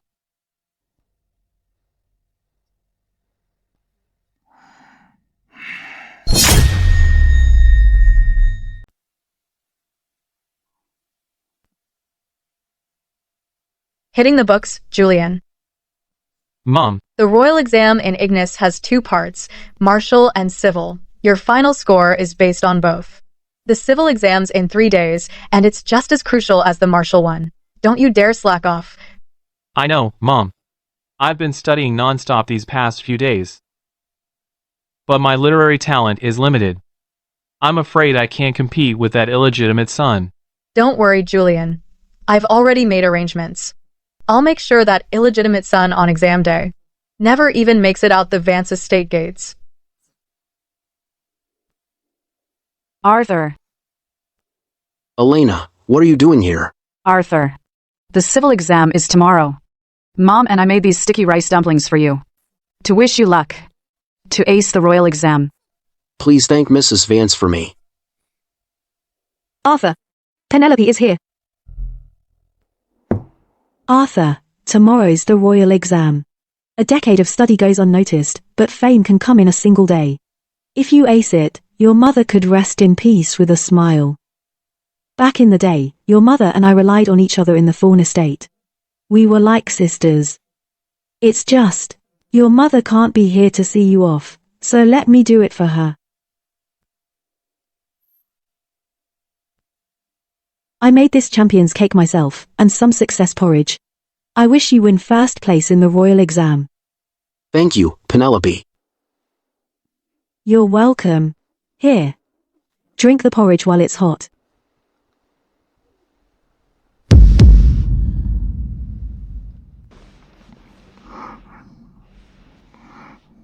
Arthur.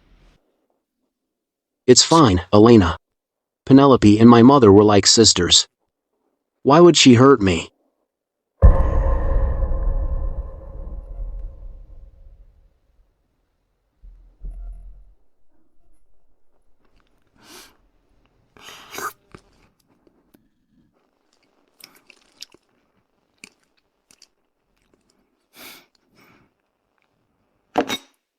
Penelope. I'll have the porridge, and I'll keep the food. But I need to get back to my studies. So I won't keep you. All right. You focus on your studies. After the exam, I'll come see you again. All right. I'm off.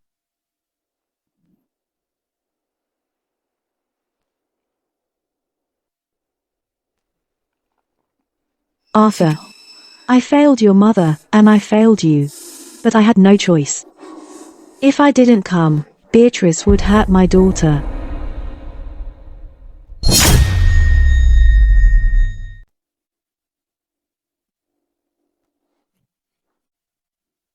Young master, time to go in. Get inside. Colin. Is that illegitimate son here yet? Young master, don't bother. He won't be coming. Who says I'm not coming? You. What about me? No poison? I'm really disappointed. Go tell Mrs. Thorne and thank her for the champion's porridge.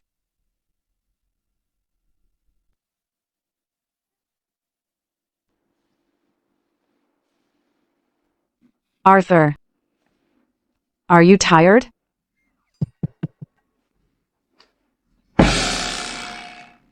Arthur. Greetings, Mr. Vance. Mrs. Vance. So, think you can get first in the civil exam? Why ask that? Arthur just finished the exam. He should rest first. No need to pressure him. That's right, Mom. You should be worried about Arthur's health, not his exam results. How can I not be concerned?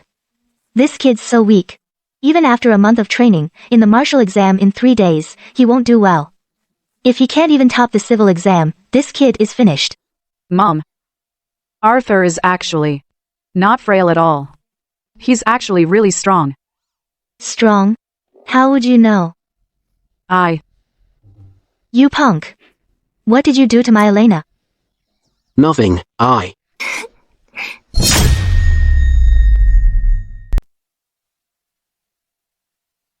Arthur, the civil exam results are out. You came in first place. Simon and his family wanted to come congratulate you, but Mrs. Thorne stopped them, saying she was afraid it would affect you in the upcoming martial tournament. I see. What about Julian? What place did he get? Julian came in 10th. With the poems and essays from my past life to rely on, getting first place was no surprise. I didn't expect Julian to make the top 10. Though, it seems the upcoming martial tournament will be the real main event. Son, you did well, making the top 10 in the civil exam. Even though you didn't beat that illegitimate son during the martial tournament, I'll find a way for you to face him early. When that happens, you go all out and kill him. With your skills, winning first place in the martial exam won't be a problem. When the time comes, the top scholar title will naturally fall into your hands. Don't worry, Mom.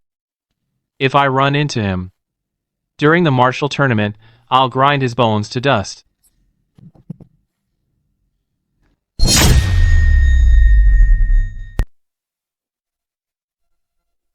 Arthur. Elena.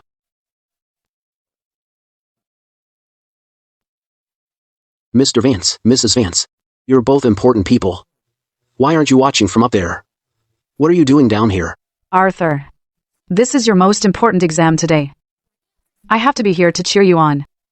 Remember, I'll be up there watching him, so he can't try anything. As for you, don't stress. Just give it your all. In past martial tournaments, some have even been seriously injured. Your ranking isn't important. Worst case, you try again in 3 years. Staying safe is what matters most. I've done some research for you. Look, among all these people, the strongest one is Julian from the Thorne family. But, in the first 3 rounds, you won't run into him. Plus, with your civil exam results, even if you don't get top scholar, you can at least land an advanced scholar rank. Time is up. The martial arts duel begins now. First match. Julian of the Thorne Estate versus the Vance Estate's Arthur Thorne. What? That woman, Beatrice Thorne, must have used some shady trick. What are the odds? The very first match, and you're up against Julian? Arthur. Maybe, just forfeit. Julian is likely at the martial master realm. Besides, given the Thorne family's hatred for you, he won't fight fair. You should listen to your father-in-law. Worst case, just retake it in 3 years. Sure, it's a shame. But your life comes first. Arthur. Maybe. Arthur Thorne. Arthur, wasn't it you who wanted revenge for your mother? Today, I'm standing right here. Do you have the guts to face me? Arthur, don't do anything rash. He's baiting you on purpose. Admit defeat. As long as you're safe, you can try again. Mr. Vance, I could walk away any other time. But this time, I refuse to back down. Arthur. Arthur. Arthur Thorne, I accept. He took the bait. Mrs. Thorne, you've schemed your heart out and planned every single move. Today, at this martial tournament, I'm gonna make you watch how your precious son gets taken down by my hand. Arthur, didn't think you'd have the guts to show up. Years of bad blood. Let's settle our score in this battle. What do you say? My thoughts exactly. Martial arts duel. Fight with control. Now, let the duel begin. Watch yourself, Arthur.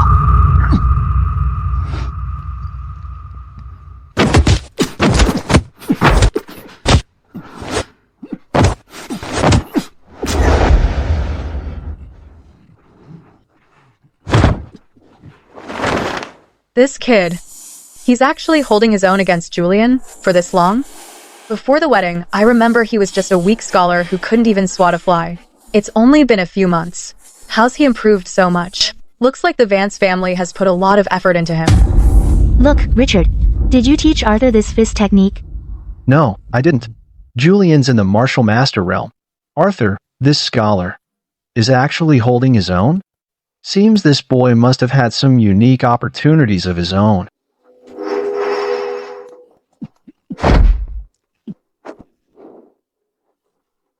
Arthur, you've been hiding your skills. If I hadn't fought you today, I'd have never known your cultivation had reached this level. But this ends now. Next will be your 3rd week anniversary of death. Thunder Fist. Look at that. That's terrifying. The one who should die is you. Plum Blossom Fist. Fluttering plum blossoms.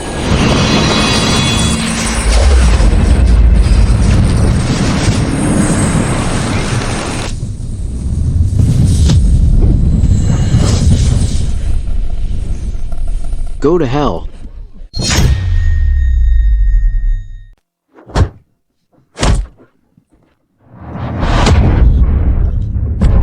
What? Julian.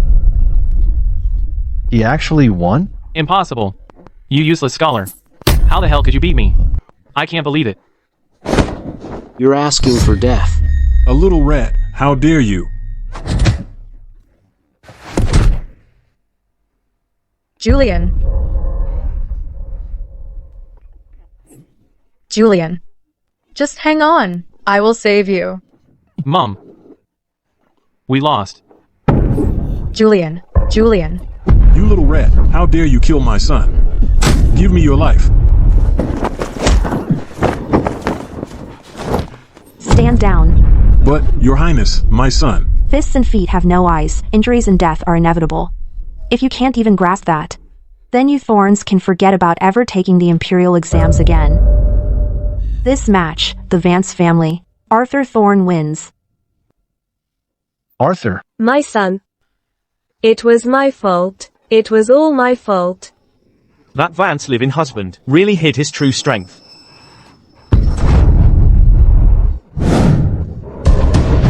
Mrs. Vance. That Beatrice got what was coming to her. She rigged the match, hoping in the first round to kill our Arthur. But she just wasn't good enough. And ended up getting killed by our Arthur instead. A toad trying to swallow a fishhook, that's what you call asking for it. She made her bed, now she has to lie in it. Mom. The ones who hurt you have been dealt with. You can now rest easy. In the underworld.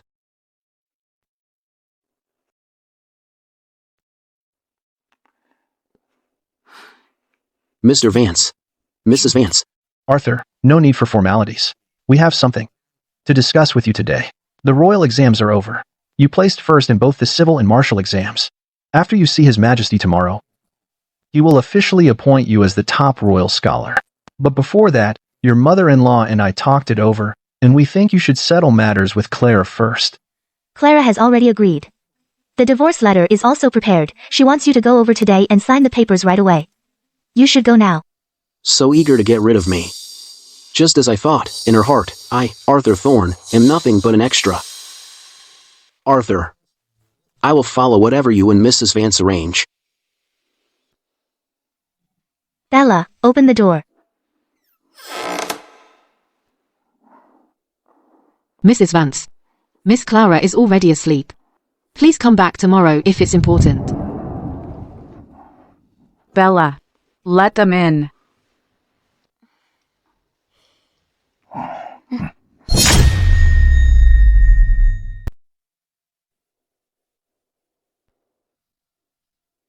Clara. Sign it. Honey. Clara. Clara, let your dad ask you one more time. About this. Are you really, truly sure? That's right, Clara. If you're not okay with this, no one's gonna force you. Elena won't blame you for it, either. Your dad and I will always stand by you, no matter what you decide. Clara.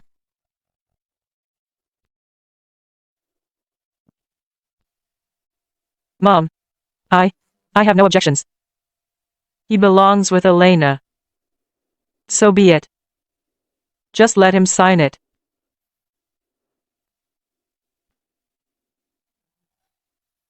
Arthur. Sign it. No matter what happens, we're family. Once you're back from your audience with the Emperor, we'll arrange a proper wedding for you and Elena. You'll always be a valued son-in-law of the Vance family.